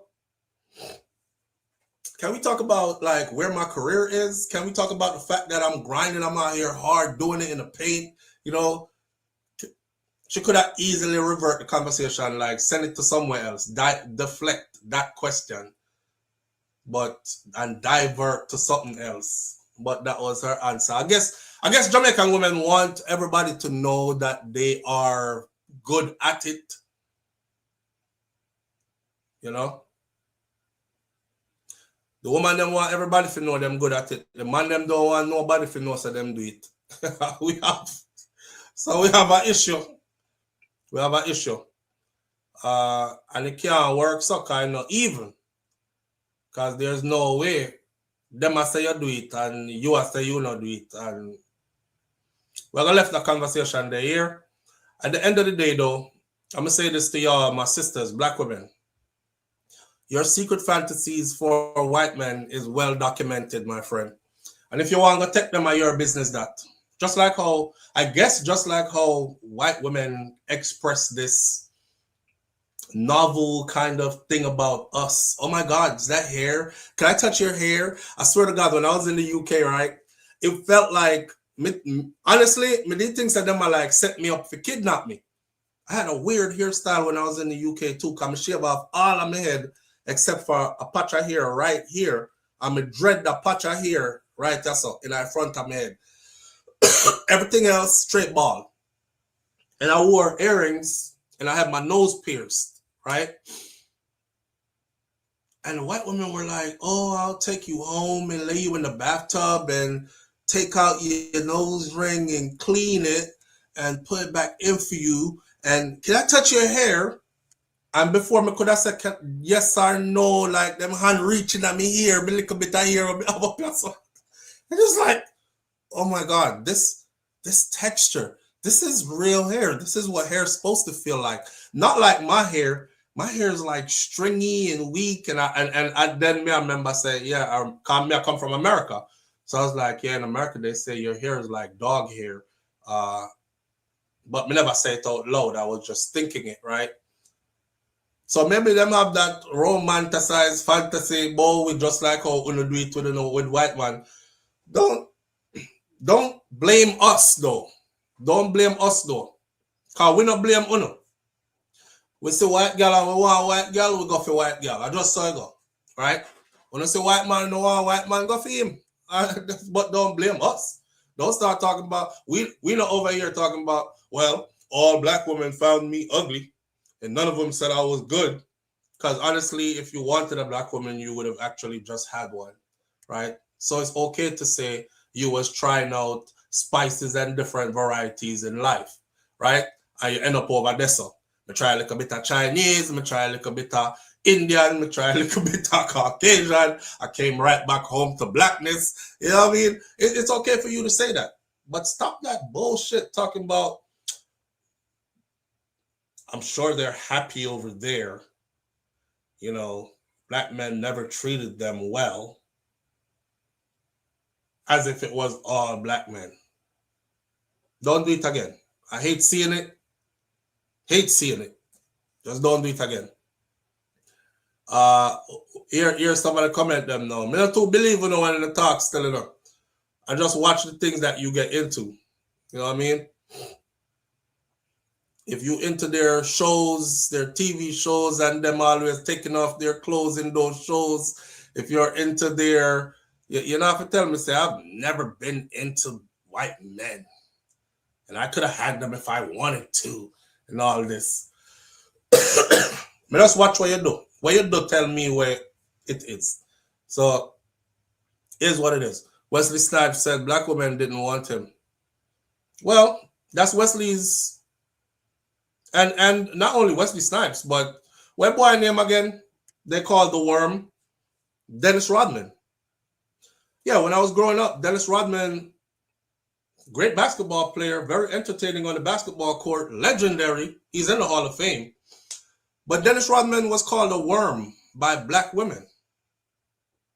And it did something to his psyche. That's why I can't figure out how the Williams sisters ended up, both of them, with that's a conscious decision. I don't care what nobody want to say. That's a conscious decision. Me and my sister are both going to get white men. We are our father's two daughters. We're both going to get white men. That was a conscious decision. Just like it would have been a conscious decision to say, I know the kind of black man I'm looking for. And I'm going to put myself there to find him, and he'll find me. But he has to be of this type. I don't want a rapper who cheats a lot. I don't want an actor who has multiple baby moms already and cheats a lot, or is known for going from woman to woman. I could find XYZ. They could have said that, right? Dennis Rodman kept the name Worm. He had his own sneakers at one point, and they were called the Worms. And he explained that he grew up in the projects, and he was like, black women didn't want me. They used to laugh at me. I was big and awkward. Even from I was young, I was big. I forgot how tall he is now, but he was like, after he passed 6 feet and growing, he was just big and awkward and just didn't fit in because they would call him a worm. He looked like a damn worm. Every time, every black girl he ever liked would laugh at how he looks. That does something to your psyche. So I was wondering, all the ridiculing and the comparison to horse and man and the Williams brothers and whatever else they called them over the years, how come it didn't do damage to their psyche enough for them to be like, I'm staying over here with my own kind? How come it didn't do that damage to them? Because it did damage to Dennis Rodman to the point where he didn't want none. I remember Dennis Rodman used to be having these after parties. The NBA used to be wild back in the day, by the way. They used Dennis Rodman had a game, a championship game. He left the championship game in a private jet that Madonna sent to pick him up. Madonna is with a 20-something-year-old Jamaican boy now, by the way, and she in her 60s. Again, the only time we reel up and say, yay, the person is rich and white, we don't care. So she'll buy wood right now from one Jamaican youth in her 60s. And yeah, Dennis Rodman used to, Madonna send the private jet, pick him up. He goes straight from the basketball court to the private jet, go knock Madonna down, boom, bang, bang, come back for the next game. It was crazy. Media following him everywhere too. And then he would have these wild parties where they would end the season and he would be like, let me get, and women would just line up and pack the front. All the black women would be there. Y'all remember this? Because I know I'm not the only one that remember this. And they would line up. And Dennis Rodman would be like, get me a couple of girls. He would say to his assistant. He would first pass and pick like, I definitely want that one and that one. 2 white girls, of course. And he would go into the limo or he would go into the helicopter or whatever vehicle or something was there. Then he would like, get me a couple of girls, like about 8, 10 of them. No black girls, please. The first time I heard him say that shit out loud, no black girls, please. The media picked it up. And the media was like, oh my God. He said, no black girls. So his next interview, of course, was, when you were selecting girls for your event the other night, why did you say no black girls? And that's when he explained to the public that black girls never found me attractive. Matter of fact, they traumatized me. The name worm that I use, my sneakers and other business ventures, actually came from them because they said I was so ugly, I looked like a worm, like an earthworm. So I just let the name worm stick with me and I used it just to show them, right? Because I became somebody with it. So I don't want them around me because they give me anxieties. The white women now, they're clawing to get to me and they're always telling me how much of a god body I am and this and that. Yeah, the white woman used to be like, oh, he's so gorgeous and he is so handsome and that is a beautiful friggin' human being. Madonna. The same, you see Madonna with our Jamaican man now. Somebody said from Spain town. You see Madonna with our Jamaican man now. She flew him out too. She called him beautiful too. So imagine all your black girls actually, and don't get it twisted, black girls were saying that back in the day. They used to be like, Dennis Rodman ugly as hell. I used to hear it all the time. All the time. Yeah, but enough of that though. I'm going to end this segment by saying this. Be free to choose and be with who the hell you choose to be with. Don't let anybody dictate your life. I have a principle, and my principle is go where you are loved, respected, and appreciated. You know what I'm saying? Even if it's a false respect and appreciation, it's still a respect and appreciation. Go where you are loved, respected, and appreciated, and everybody's story is not the same. That's it. But don't blame others for the decisions that you have to make. Dennis Rodman could have still found a black woman that would have loved him and thought he was beautiful, but life is short, and he was living wild and fast, and he didn't have the time for that. So he chose what was there. You know what I mean? Don't blame nobody else for what you choose. Choose what you choose. Choose that what you choose and tell the world that that's what I chose. That's what I chose, and I chose it because that's what I like. Stand on it. Just like that. So Serena and Venus could come out and be like, this is what I chose. I like white men. That's it. Don't be out here talking about, oh, black men we didn't find them, they didn't find us attractive and they made us always feel bad. So about how we look and used to call us, say we look like men and we were masculine and strong as an ox and, you know, ape looking and all this stuff. No, it wasn't us. It wasn't us. I chose what I chose and I like what I chose. That's it. You don't owe nobody nothing. It's your life. Live it. Right? Where's sir? My guy. He kind of would do that coming up in Jamaica where he didn't think that he was so good looking, but he had confidence. And I told him that, what? Are you crazy? Chocolate and beautiful your skin is. There's a guy who does modeling from Antigua and Barbuda.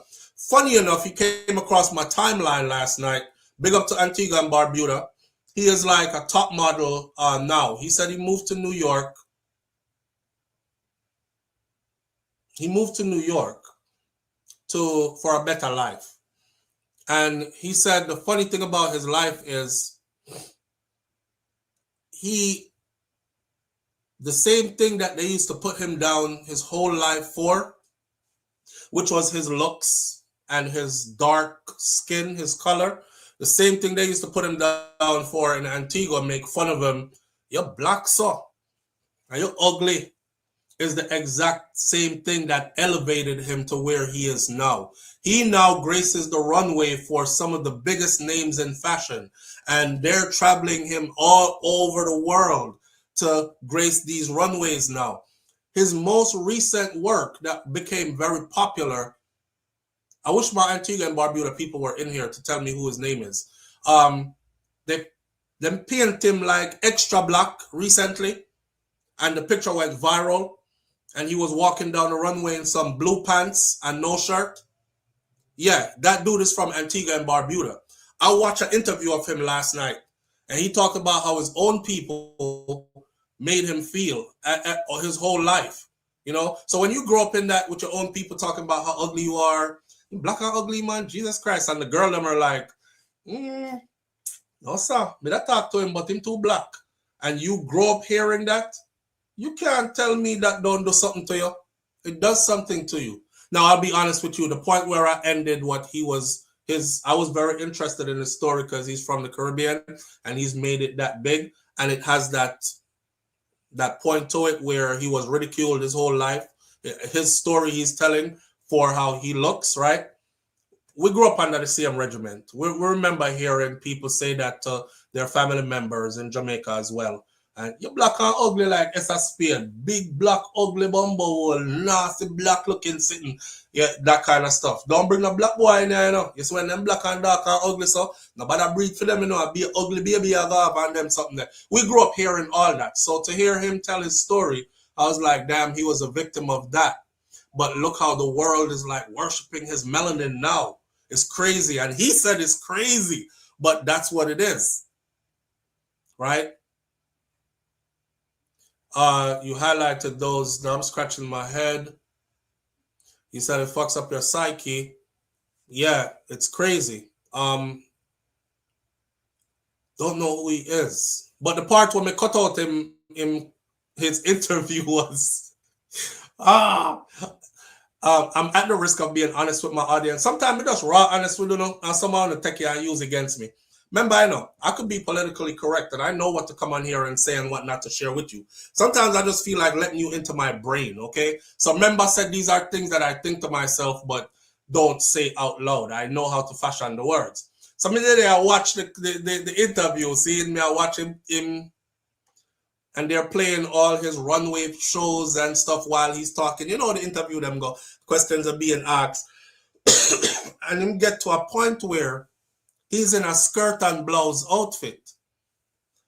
I said, fuck, they got him. That's the I forgot all about the man struggles with him dark skin and how they used to make fun of him and now he's on top of the world. When we see him in the skirt and blouse outfit, I was like, what the fuck? So I said, bro, they got him. Fuck. And then the next picture after that, it was him locking fingers with the next man. And then them do a back-to-back, them back-to-back to each other like this, and they're looking at each other like this, right? And they're locking fingers from back-to-back, so I squeeze each other hand. They're showing you the whole photo shoot, you know, not just a still photo. So they're like falling down and getting up and they're laughing, and they're like down a little bit lower, and they're like, I'm just a bomber clock, man. You know, I watch no more of this blood clean. I felt like they ushered me into a soft gay porn. But so I took what information I could from it, and then I'm sorry I had to exit right there. But you know what? That's the fashion world that he's in. It doesn't necessarily say he's gay. It says he's working. You know, it says he's working, and in that world, when they tell you this is how we want the shoot to be, and this outfit here just came in from Jean-Paul Gaultier, and we're going to put this on a runway, and we think you're the perfect model for it. When you look at it as a model and you're coming from the Caribbean and they give you this outfit and you're somewhere way over in France and they're about to do a runway show and all the big names are there, you can't look on the outfit there and go, bottom on something this, me now wear this. Live on the air with SouFLo, good morning.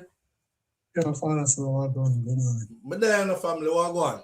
Yeah, you notice when them black celebrity girl well accomplished, I got pick a black man, they only pick like rappers and celebrity. But when them go pick one white man, they only pick one normal white man. They just pick anybody. Anybody. The maths, no maths up. Hey, You know. them free to pick who they want to pick here. I always say that though, them want high standards with we. But when time they check it out in a for them relationship with the white man with them pick, and them that they pay all the bills. Them want go half and half with the bills with we. But then we pay. There was a famous black woman recently who she's going through a divorce now, and that's how the information came out that she was the one that was paying all the bills. Yeah, whoever followed those people will know who I'm talking about. It just came out that she was the one that was paying all the bills. I'm missing the lavish lifestyle them are living abroad. I think, and black women, for the most part, following them were like, you see, I bet she don't have to go 50-50 with nobody. He recognizes who a true queen is, and he knows her worth. And look at the life he's provided for her. And now that they're getting divorced, it said that this man never had a job and never paid for a damn thing throughout all the years of their marriage. I think they have been married for like 3-4 years or something like that. Maybe 5. Me no remember. And she's the one who's paying for everything. Yeah. For the delusional people, I walk up on them, man. Hey, them like what them like, and them not like what them not like. Get him tangled on white one. Punish her for slavery. I kill that in her bedroom. When I turn it around, I say, girl, me kill your blood clot. Wait a minute. What you say you didn't get involved with what? You're not punish her for slavery. No, and my ancestors claim this. They take you out for you. Look at it go. Oh, man. Look at more. All right, my brother. Him saying punish her in the bedroom. Him saying punish her in the bedroom. Him saying my ancestors paying this. I take you out for you. She probably there thinking, damn, this is the best sex I ever had in my life. These black men could really put it down. Like, he beat the brakes off my kitty cat. She probably not do a sex. She probably don't know say a vengeance in your heart or fire in your eyes with the ancestors, bro. She probably didn't think so. She called it passion. I've never been loved with this much passion. Oh, he goes hard. Oh, time the other day I talk about this affair. Blood clot, slave, girl, this after the ancestors them, and this after the buck breaking, bumbo clot plantation sitting one of the up down at Jamaica there. She's like, kill me, daddy.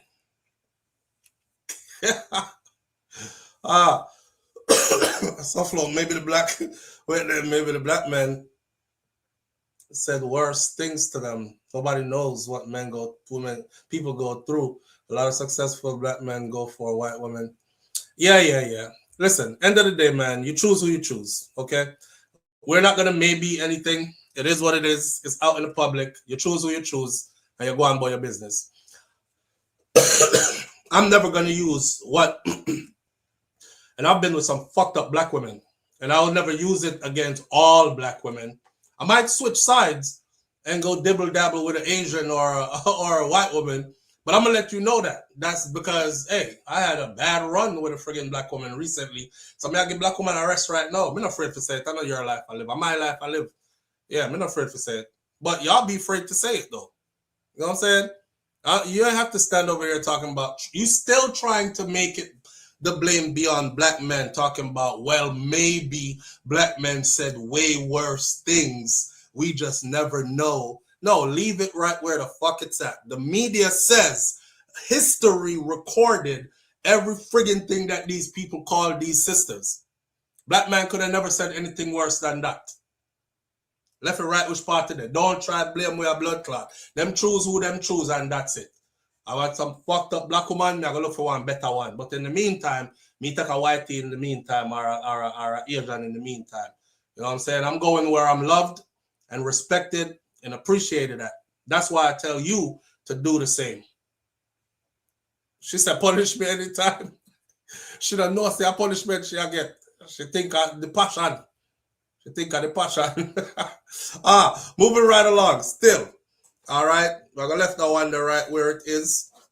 Just remember I want to try Barry Diddy.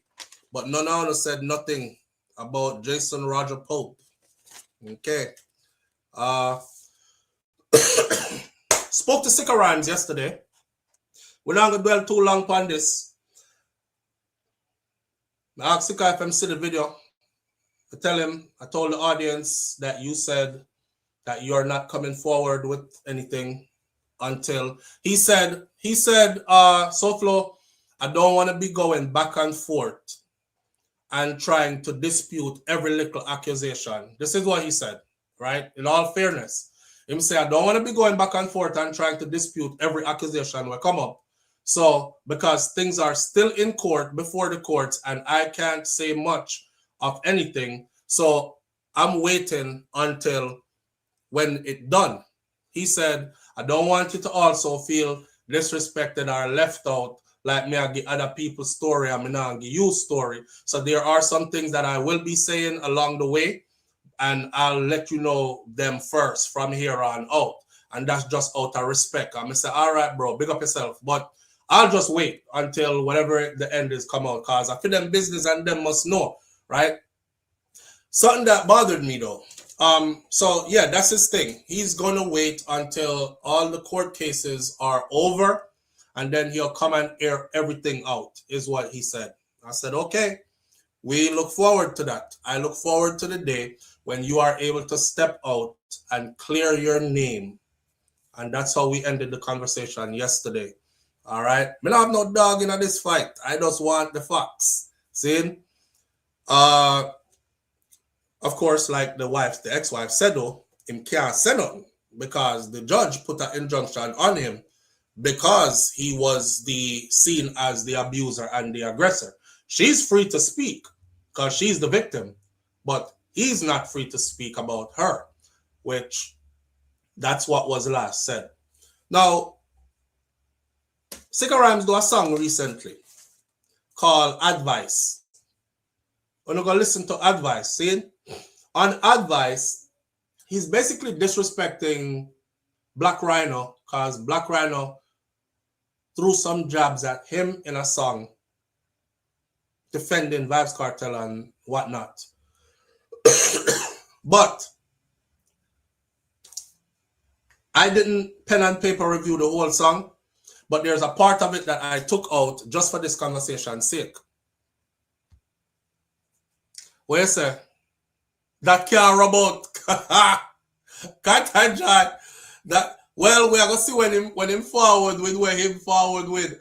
There is one way where it can rub out, but me not gonna mention it. See, I have this thing about me, right, where I feel like I could be somebody's attorney, and I feel like I could formulate a defense for almost anybody. Enough to create doubt. But me not gonna let out how in this case, because I don't want nobody use it. I want the people them come forward and talk when them talk. Right? And then I'll say it later. Carter just said that can't rub out. Yo, in his song called Advice, right? He said, the crux did tell me, say, the snake was convincing. Send Gaza Slim, go a station, go report fuckery, and then send this year Rhino one to discredit everything what me I say. Like the world no know the history. As my granddaddy said, like what me like, and me not like what me not like. So that simple mean me know where you no know, and me know where you know. Tell me who wrong. A man this you, tell you suck your mother, and cut off the link through girl. One of the stories that's floating around out there is that Sikka Rymes robbed the Vibes Cartel of some money that had came in, and he was supposed to hand the money over. As you can listen to him, I know, and his interview after with the Star, he said he was the one that was in control of the movement of Vibes Cartel's money when he was locked up, right? So money come in where him take and never tell, allegedly. Money came in where him take and never report it or give it to the boss. And that's what the falling out was about. Enough people have said the falling out was about Cartel finding out saying bisexual and cut him off because no one know Batman around him and his brand to be protected and these kind of things. You know them say birds of a feather flock together. Well, sources are saying that's not the case. It's not the Batman thing. It's the money thing. And the girl who sent the money talk her talk and say, yeah, she did send a certain amount of money. It was a good chunk of change. And it looked like Sikka took it. Thief it and get cut off. Anyhow, the crux is massacre. In Advice, this is how he starts out the song. The crux did tell me, said the snake convincing. The snake is Vibes Cartel. Massacre did tell me, say, Vibes Cartel, the snake is convincing. Send Gaza Slim, go a station, go report fucker. All right. And now he's sending Rhino to come discredit everything when me I say. You see that part there where him says send Gaza Slim, go a station, go report fucker? If you remember back when the case call up and stuff, Gaza Slim went and said that she saw a lizard, and I think she see lizard some place and him will try rob her or something like that, right? Something around them lines there. Anyways, she visually saw a lizard somewhere after police were saying that he was missing. And for the people who are wondering, how come Gaza Slim not get back with Cartel yet? And she keep her distance to and all these things. Listen, I don't know if you know it, but we did dig up them something back in the idea. Gaza Slim was given, them lock her up, you know. Them did lock her up feet. And when she come out, she turned Christian same time. Yeah. When she come out, she turned Christian same time and she make a Christian song same time. Video shoot and everything. But they had her on a, they had Gaza Slim on a thing where her case, Paula Llewellyn wasn't playing. They had Gaza Slim on a thing where for her case, them basically let her go and say, run pussy, run. And run far as you can from around here. And don't look back. And then I say, oh, Gaza Slim, he left Jamaica. And she was like, she throughout her whole years, you never hear her say nothing like free Vibes Cartel or free Addy or nothing like that. Right? They had her upon a, her case was set away where they reserved the right to call her back up at any given time and fully prosecute her. Yeah. They had her, so she was scared. She was running scared all these years. So as long as Cartel ended in a prison and as long as that case was open, she was living in fear too, because she could have been called up at any given moment and her whole case restarted from the beginning, and she ended up doing real prison time back at it. So it was one of those, we're going to let you go, but when we let you go, you're going to run in a pussy, run and don't look back. And she definitely ran and don't look back. So today to see that them not link up publicly yet, because we don't know what's going on behind the scenes, we don't know people's life. To see that and everything I just said was public information, you can go look it up. To see that they're not close today, it comes from her having to run scared for all those years. She traumatized from that whole case there. Right? Sir, up. She's female. Our fear was. You covered it. Hashtag Fox.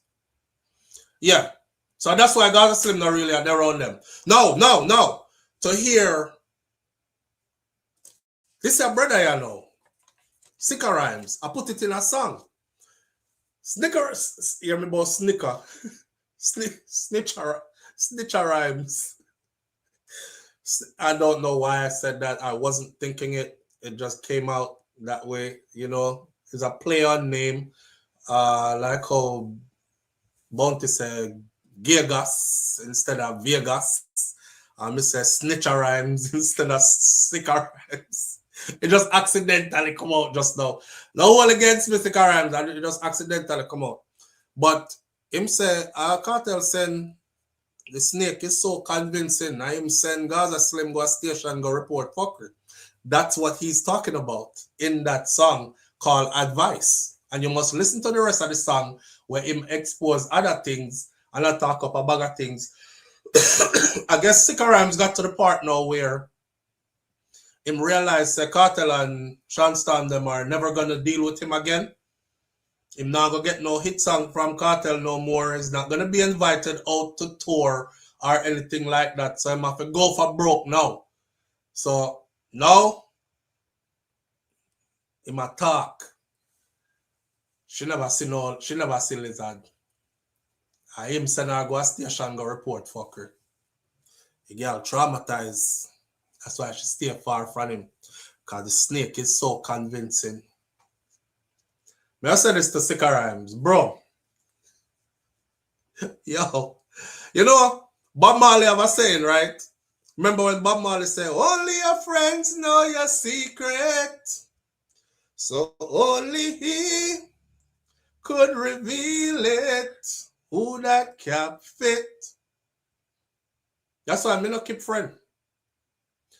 I don't keep friend. I'm the kind of person like this. And anybody who I have been friends with before, no. For them, whatever me know about them, never reach road. Whatever I know about them, never reach road. You know what I mean?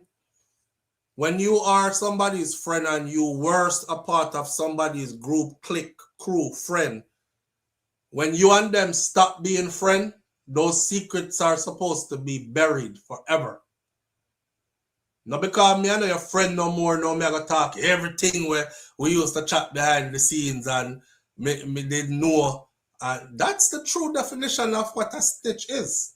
Snitching means me and you did dirt together, no dirt about each other, and now that you are trying to save yourself, you're going to use that against me, whether it's with the police or with the world. That's the true definition of snitching. And it's funny how I wasn't meaning to say Snitcher Rymes, and it just came out. Maybe my brain I think faster than my mouth. You know what I'm saying? But it just came out, Snitcher Rymes. Oh, shit. I didn't mean to call him that. It just come out. But principle of the morning is this. We know about that situation there, as far as how they treated Gaza Slim and how terrified she was.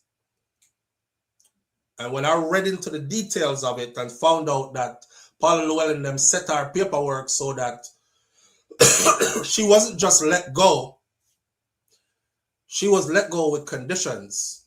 I mean, I said, oh, that's why she been quiet all these years, because she can't say nothing because they could use it against her like right away.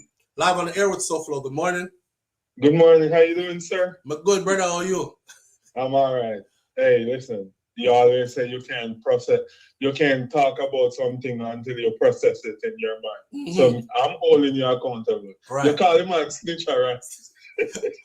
Bro, you see what I say? It just fly out though. I guess the brain I work too fast. I don't know. Before I actually really had a conscious thought of it, it just fly out. Yeah, but it fly out appropriately. Because that's what that is. You know, if indeed that is true. Eh? Me say me drive and I dead with laugh. This man, me say me just all listen, but me have to call in, yo, you know, because you have me cracking up, yo, like crazy. I saw. So you said that's the true definition of snitching? That is the absolute true definition of snitching. Snitching is not when somebody come do something in your community and you go tell upon them. You try to keep your community safe. You don't know them people there. So you tell what you see. You save your community and the children them and the woman them in it. You know what I'm saying? Snitching is when you and I both know what go on behind the scenes. And we say, all right, G, hold it down. Right? And that's our good. Because we have something to work on, yes, sir. And then now you try to save yourself. I tell everybody, say, because you're going to use the information for you, for your advantage. That's a snitch. That's a true definition of a snitch. So he's been a hypocrite? It was a Floridian slip. He's been a hypocrite. Big time. He's been a snitch. Big time. If it is true, because you can't snitch something that is not true. So I keep on repeating, if it is true. If the narrative is true, that they were trying to take police, if it be true, say cartel kill lizard, but if it is true that they were trying to take police heat off of them, so they orchestrated a story and said, yo, Gaza Slim, you need to go down a station, go tell the police them, say, you just see lizard out a crossroad the other day, a matter of fact, the boy try rob you. Then it will throw a monkey wrench in a police them case, cause them over here say you kill him and him dead. Well, how him dead if Gaza Slim just see him out a crossroad yesterday? You see what I'm saying? So yeah. if you know that they were trying to formulate a plot to beat the case, then this has nothing to do with if them do it or not. It's a formulated plot to get away from this foolishness, and you are come use it now to your advantage like that. That's a snitch. Well, you know, earlier on me here, you said you feel like you could be a third, you know, most people are third. And, you know, if people follow you for the last, you know, say 12 years or so, they would have noticed that many times there's a problem, you also address it and make a solution. And same. There's something about you, you know? Boy, yeah, me like the partner to, you know, Jerome. Like, you see the situation, Jerome, about Sikka Rymes and him baby mother? Yeah. May I tell us that I not say nothing till later. But you see, after, either if I get permission to say it, or and none of them have said SouFLo, just say everything. If she said just say everything, I'll just say everything and blow up this audience. But either that or also when there is a way, may I tell you right now, there's a way that Sikka can basically wiggle out of all this, regardless of what the rumors are. So there's a loophole? There's a loophole, but me not gonna say it because I've realized that when I say stuff, the next thing me wake up the next day, it's in the news. Like that attorney is using exactly what I said a day or 2 days ago to defend their client or something like that. And before that, them never did I use the angle there at all. So I know that certain people do be listening and they're like, blood clot, you have a point, you know. Me I'll use that, me I'll say that. So me not say nothing. I'm not saying nothing. And the Mr. Vegas situation, good job, sir. Good job. Yeah. I'm going to spread the word. I literally have to spread the word. I saw. Yeah, we can't allow Bounty Killer alone now, man. It done now. It done. It done. Yeah, man, for real, man. And, you know, me like it because you have people support Mr. Vegas. Because we know Mr. Vegas troublesome. But you have some people that have never seen anyone debate Vegas yet and win.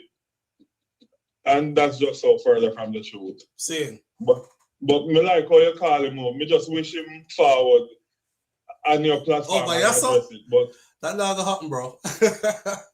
It's not. I'm telling you right now, it's not gonna happen. I'm not saying I'm more intelligent than anybody else, but I could boogie yaga for a second, but If you bring your brain and force me to put my brain on too, it's not gonna happen. Then they don't want that level of a conversation. Well, me go trouble him. Yeah. No reach out to Subi and trouble him about it. I'm more here where I'm upset because that's how I'm staying. After a while, he won't talk about it. So give it 5 days. You'll see some video of him and say something about it. All right. Well, let's see. All right. Mana's here. Big up yourself, Jerome. All right. All right.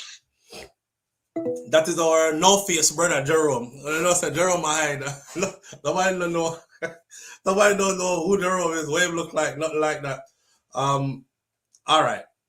Yeah. Him said the Cox, which is Massacre. Tell him that Vibes Cartel is very convincing. And that's why I'm saying Gaza Slim go station, go report, fucker. Gaza Slim is like, I am never, ever. Me have everything fit for him. I don't know. I look at Gaza Slim like the one that got away. I look at her like the one that got away. She truly leveled up. I saw a show that she did in Dubai. I was like, that many Jamaican there in Dubai? Blood fire. Y'all ever seen Gaza Slim shows? They play a spark and they must sing every single word to the song them. I'm thinking the song was written by Vibes Cartel because he performed the same song when he did the Barclays. And I was like, that's weird. He's performing Gaza Slim's song at the Barclays. And all him do is start it and put the mic out like this.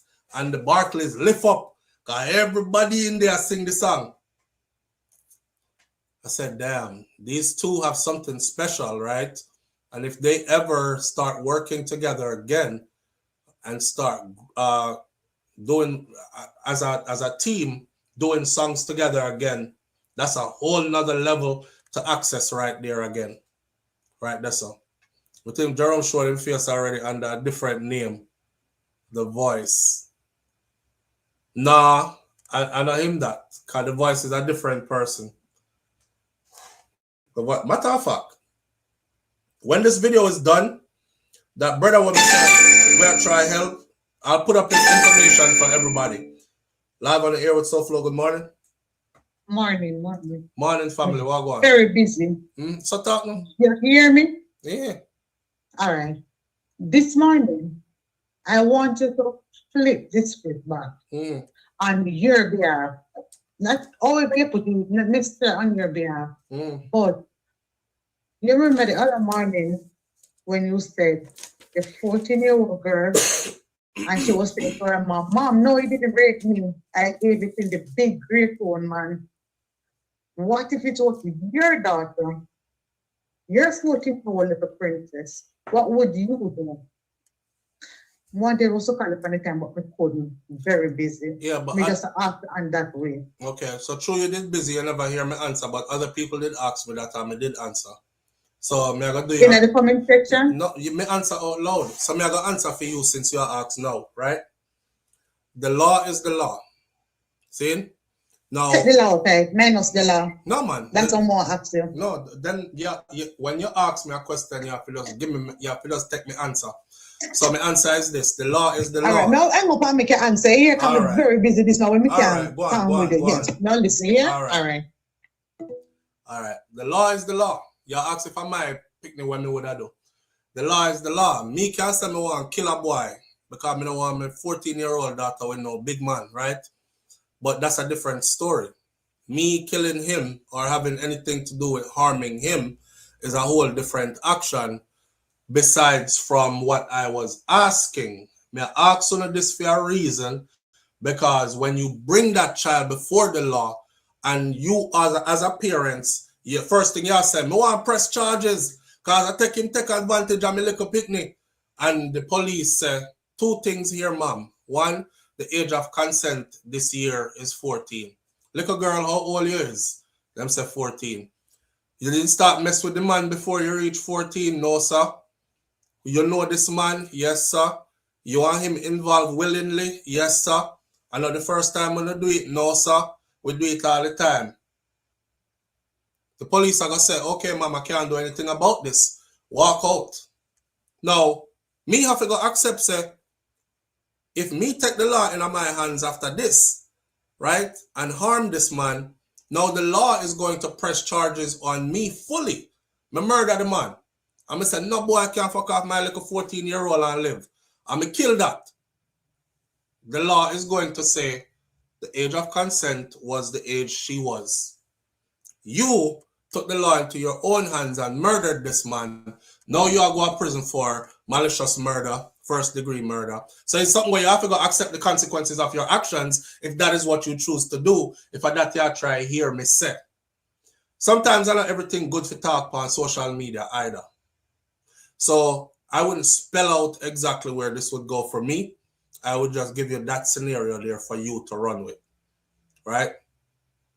But my daughter, them are going to know me like that, and that is that, right? That's all. Anyway, that's why it is important for you to put your support behind getting the law to change the age of consent, because us arguing about it after the fact can't do nothing. That's why I tell Vegas to drop the argument, because realizing that that's legally backing him, left it went there, bro. You can't do nothing about it. Can't do nothing about it. Shout out to all the parents them out there who bust a boy head right now because your daughter is 16. You can't do nothing to the man.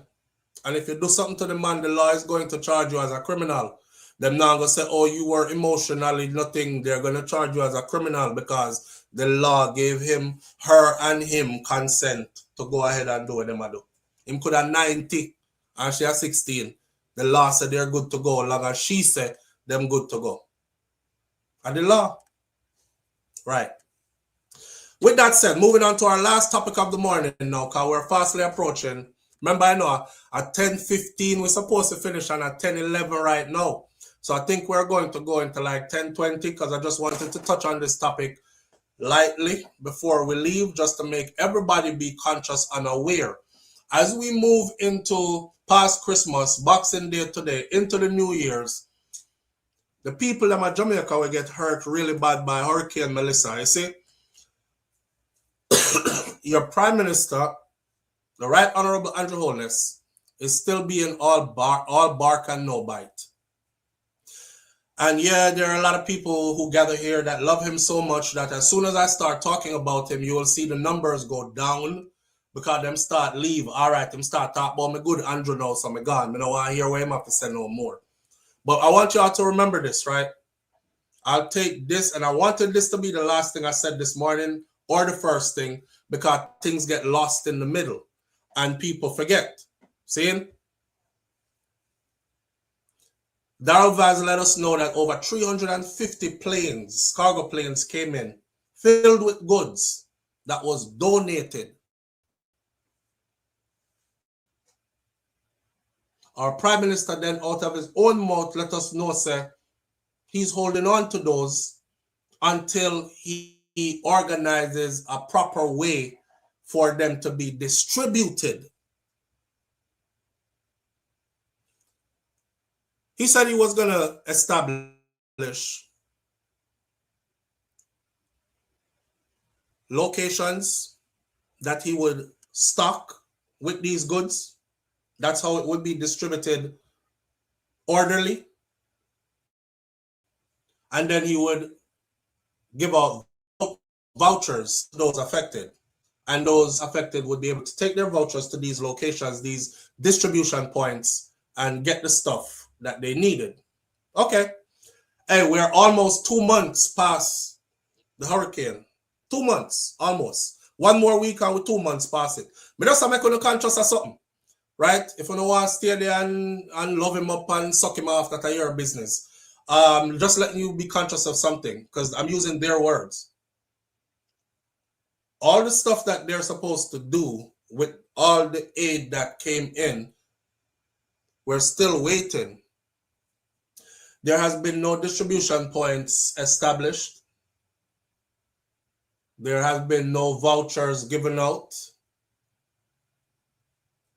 The 350 plus plane load of whatever is still lingering somewhere. The people are still largely dependent on charity, donations, and goodwill sentiment of others who see them as suffer. You know, they put out an article the other day. They put out an article the other day that said they wanted the people to know. This is 1 week after they told us that none of the money has been touched so far that was donated. 1 week later, they put out an article that said $200 and something million was spent so far for food, on food to the people who were affected. And I'm no genius, but I had to ask myself, I was like, when the fuck did you spend 200? Y'all pardon my language. I do get carried away sometimes. When the fuck did you spend 200 and something million in 1 week? Out of the money that was donated. You told us last week none of it is touched yet. And this week you tell us that 200 and something million gone out it already for food. I've been asking around. People have been saying, yeah, government, I give them some little care packages and stuff. Them normally give them something for last, like 2-3 days or 3-4 days, something like that. I'm still calling for transparency in a way that the website is set up. And this is a message for the Andrew Holness administration, right? May I tell Jamaica to keep you on your eye on the money, because all this money was borrowed in our name. This wasn't a personal loan to the Prime Minister. This was a loan to you, Jamaica. Uno. We. And we're going to have to pay this back. Live on the air with SouFLo. Good morning. SouFLo. Yeah, family. What going on? Blessed morning. Morning, sir. We almost the government and a little tricky part there. Hold on there. We're almost there. You know what I'm saying? We're almost there at the end of the show, so don't take too long for me with that one. Nah, take too long, respect. All right, manners. Yeah. You know what I'm saying is the fact that they mentioned them spend some of the money before the hurricane, and I say, oh, you spend the money before the hurricane. That came after. Where was this money coming from? Yes, I just saw that day before yesterday or yesterday, we see that.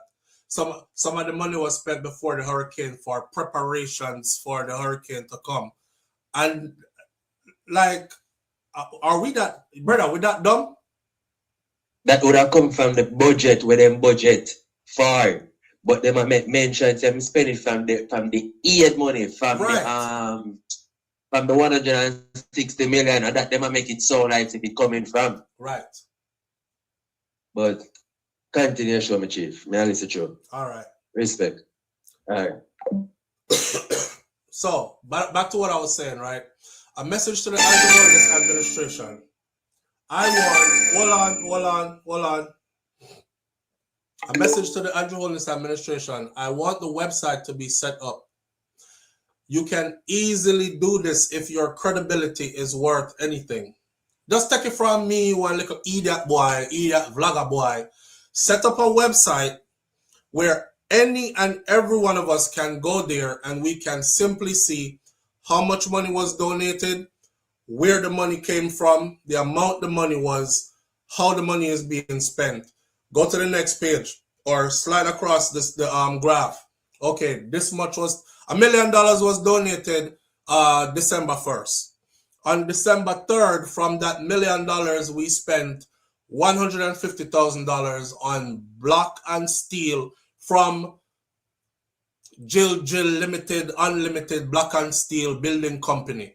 Okay, and that block and steel went to XYZ location to fix up, blah, blah, blah. It's too easy to lay out all the money and track it on screen for everybody to see, and that's called transparency and accountability. What I'm realizing is this. it don't look like the Holness administration has any intention of spending this money how it is supposed to be spent. I think they have all intentions of doing exactly what they want to do with it, which is, yes, some of it is going to be spent, of course, to fix up the place, right? Because a good liar never tell a straight lie, you know. Good liars don't lie 100% of everything when him say is a lie. Good liars, liar includes some truth in it, and that confuse people. Because people are say, yeah man, the last time I check, the thing when him say about the two bird them are true, it's factual, because you can look it up yourself. But the rest of what him say was a lie. So them just put the truth where him tell, the fact where him tell with the liar, everything is true, right? So I think some of the money, of course, is going to go to fixing up the place and stuff like that. But I also think there's an agenda to misspend a whole heap of this money. And Jamaican people are going to be the ones who are going to be left holding the bill.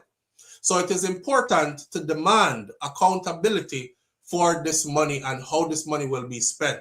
So far, all I see is a bunch of runaround and a bunch of talking sideways and things that are being said that they should be like, this is going to be how we're going to do it. None of it is manifesting. None of it is manifesting. We are almost 2 months after the hurricane. I'm still waiting for the plane loads of stuff. And then I also asked myself, I said, I'm going to spend $200 and something million already on food after you just tell we say you didn't spend any yet. And what do you think the government come into this? Is we open up the airport and allow those to come in? You're talking about the aid, right? Right, that went out to the people. Is we escort them, the soldiers out escorting them so they can get into these places to give out the aid. This is our prime minister talking. That means I know the food where I know money you spend buy food and the aid where come from overseas. When you open the airport, let them in and use on the security forces to escort them to go give those away. So the stuff that came to you is something different. Where are the distribution points and where are the vouchers? It's almost the end of the year. 4 or 5 more days from now, we're in 2026. Where are those? Let's start there, because what's happening right now, I'm seeing him do a speech yesterday. Even at this very moment that I'm giving this speech, I'm quite aware that there are Jamaicans out there who are homeless right now. And you're wicked, you know, bro. You're wicked because you hold on upon tarpaulins. You hold on upon bed while people are asleep on floor. You hold on upon water contamination kit for big enough for communities that could purify water at a community level for hundreds of people, thousands and thousands of gallons. You hold on upon that while the people them leptospirosis and other kind of something them a catch out of dirty water where them have to use. You're holding on to first aid kits. You're holding on to food supplies. Like me telling you before, I've looked into the care packages that are being given out. Every time the people them bust the care package them open, we're not dummies. Every time they bust the care package them open and I look in there, I see Jamaican products. I don't see foreign products. And if China send food from China, Japan send food from Japan, Sweden send food, France send food, the USA send food. Then when the bus open them care package there, I should be seeing American food in there. Make sure I see some crackers or something with Swedish something on it.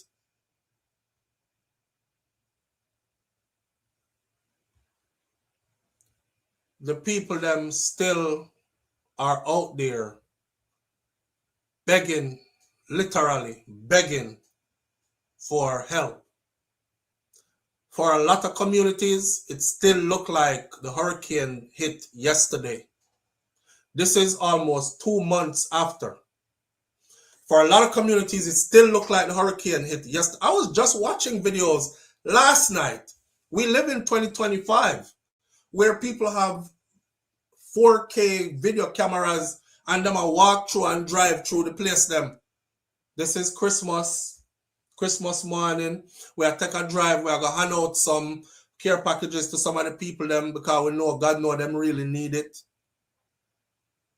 Shout out to the people who are giving. I've seen complete families fly into Jamaica. And they said this year, we're not just flying into Jamaica to do our regular family get-together. We're going to get together and help.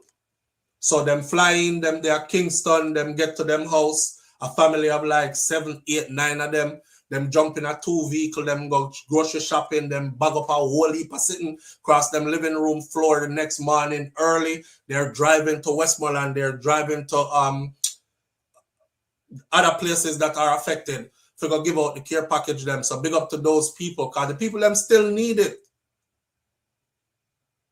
People them still need it.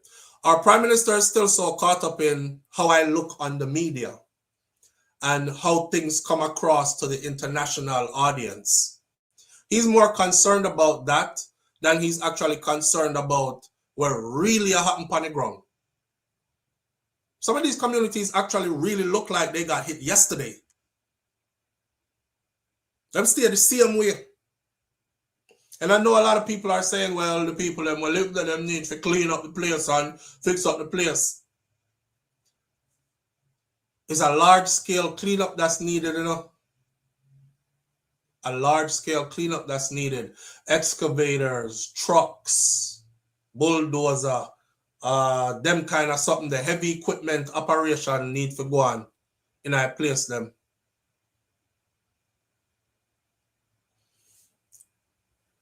Andrew don't give two flying you know what. He's going to do stuff the way he's going to do it. And him supporters, them are going to support him regardless of what him do. I don't think Andrew Holness supporters, them would ever go against anything he tries to do. It is almost like a cult now. It's almost like a cult now. I don't think they'll ever go against him for anything. I think if them catch a man upon top of one baby, then would have blamed the baby. That's how, because every time I talk like this, right? Especially when I talk like this on Instagram. Dirty PMP boy, SouFLo, go suck your mother. And I keep trying to tell these people, because I said during the election that I would have voted for PNP, doesn't mean I am a PNP for life like you are a JLP for life. I don't give a damn about either party. I would have voted PNP to get Holness out of there because me not like certain things where him did stand for. Right? And one of the main things that I brought up was cockpit country and the relevance of cockpit country to Jamaica, that being our lungs. I keep saying to my audience, if I puncture your lungs, what's going to happen to you? So him giving Noranda the right to drill, dig in cockpit country, he's selling us out by having these people puncture our lungs. That is my main reason. Not because I'm in love with a political party and me a PNP. I'm not no damn PNP. I'm telling myself, then put the right person at JLP next year, or if things go better, you would see me over there. I even went as far as to tell her that here in the United States of America, I vote on both sides of the card. I might vote for a Democratic president and I might vote for a Republican state representative or a Republican mayor for my city that I live in. You know what I mean? It is all about, is this person fulfilling the agenda as far as the interest of the people goes? That's what it is for me. But I realize a whole heap of Jamaican can't think that way then. So anytime I say things like, yo, I'm trying to hold him accountable. Where are the distribution points you said you were going to set up? Where are the vouchers you said you were going to give the people so they can go to the distribution points? Where the Ross is the over 350 plane load full of supplies, including food and all other kind of medical supplies and everything else, where they hold on pan? Which part them there? How come you're still haven't set that up and start giving those out yet? And on top of that, all that money that's been coming in, on top of all the other stuff you've been holding hostage, it starts to get cloudy. People start to forget what came in before because they're caught up in what is coming in now, while you just shuffle it further to the back. Dirty PMP, boy. Nothing you hear me say PMP. You have never heard me say nothing we have to do with no political party. I'm talking to our leader directly in the best interest of our people who have been affected the worst. That's it. Plain, simple, point blank. Hear me out, man. I'm going to close with this right here, right? I don't know what kind of love someone will say have for Jamaica. But if you are talking about love like you love the beach, I keep saying this. If you are talking about love like you love the beaches, you love the hills, you love the greenery, none of that exists to niceness level without the culture and the people.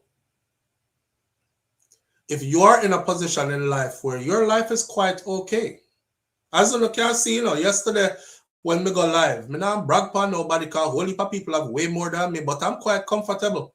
A poolside me cock up yesterday. I sip some sorrel wine. I say sorrel wine because wine deal with the sorrel, right? And I have a conversation with my audience. I'm not homeless. My house never blow away. We have property in Jamaica that is badly damaged that we'll have to go down after Shakira have the baby. We have to, and the baby eventually old enough to fly. We have to go down and fix up for place too. Because for place get frig up too. But I'm looking out for those who them not have nobody to say we're gonna fly down and come fix up the place. Me can't say that. We are gonna fly down and fix up for place. But these people don't have nobody to talk for them. So what kind of love do you really have though? If I'm trying to speak up for them and I'm laying the facts in front of you, I'm not making anything up. None of what I've said should offend you. If you like Andrew Holness that much, you should be saying, damn. But SouFLo just said, true enough. I mean, it's facts. So start trying to find out why your prime minister has not established the kind of help that the people them actually need. And almost 2 months after the hurricane passed, a devastating category 5, majority of the people them still in the same condition that they were when that shit came through. That's all I'm asking y'all to do. That's all I'm asking you to do. It's sad. It's sad. So, Mr. Prime Minister, we see a big speech. We know say your life good, your family sort out. And we're judging you off of the worst affected people and how they are helped. And that's that. We'll keep watching. We'll keep watching. As for the people who I said we're going to adopt a family, we'll kick that off sometime soon where we will adopt a family. I think the best thing for me to do is touch down in Jamaica where I can actually pinpoint it, right? I don't want to know wild nothing and then have resources go where resources shouldn't have been going, or I'm not accountable for what we will pull in. So give that some time, because when we jump on that, we're going to jump on that properly. And that's going to be one that's going to require us to really play as a team. All right? So look out for that as well in the near future. We don't know. We don't know. Ask Andrew. Ask Andrew. Over 300 and not 38 planes. 350 plus. Not 30. 350 plus. These aren't my words. These are Daryl Vaz's words.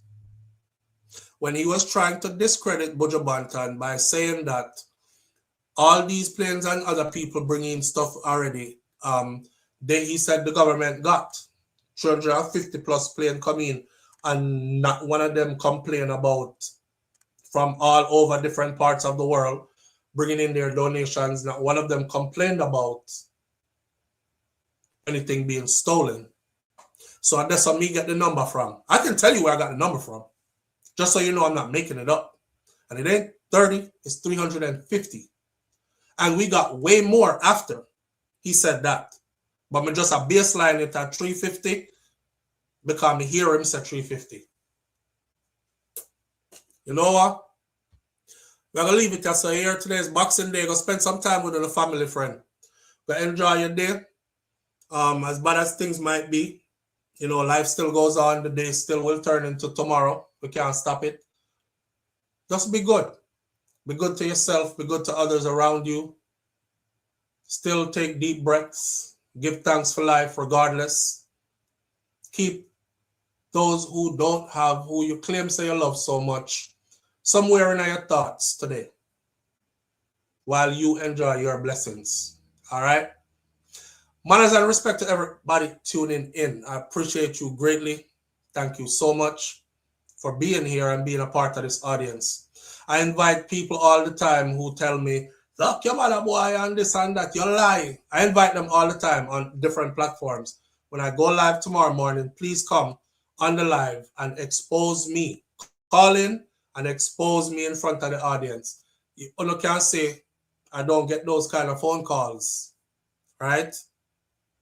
Don't wonder why. We all know why. We're going to leave it there, so. Continue to be a voice for the voiceless, though, and a champion for your people, them. We want to be on the right side of history. Big up on yourself. Walk good. Like my granny, Miss Ruby said, be good. If you can't be good, be careful. But it's best to be good. And like my grandfather, Mas Cleavy, said, I will see you tomorrow. If God spare life. You're not God. You're not. You might be a God to yourself. You're not the Almighty God. Therefore, you can't take tomorrow come get to nobody, not even to yourself. And again, just hope and pray that you're in the grace, favor of the Most High, Almighty God, that tomorrow is granted to you. And if so, we will meet again. All right? One love. Walk good. I'm out. Peace.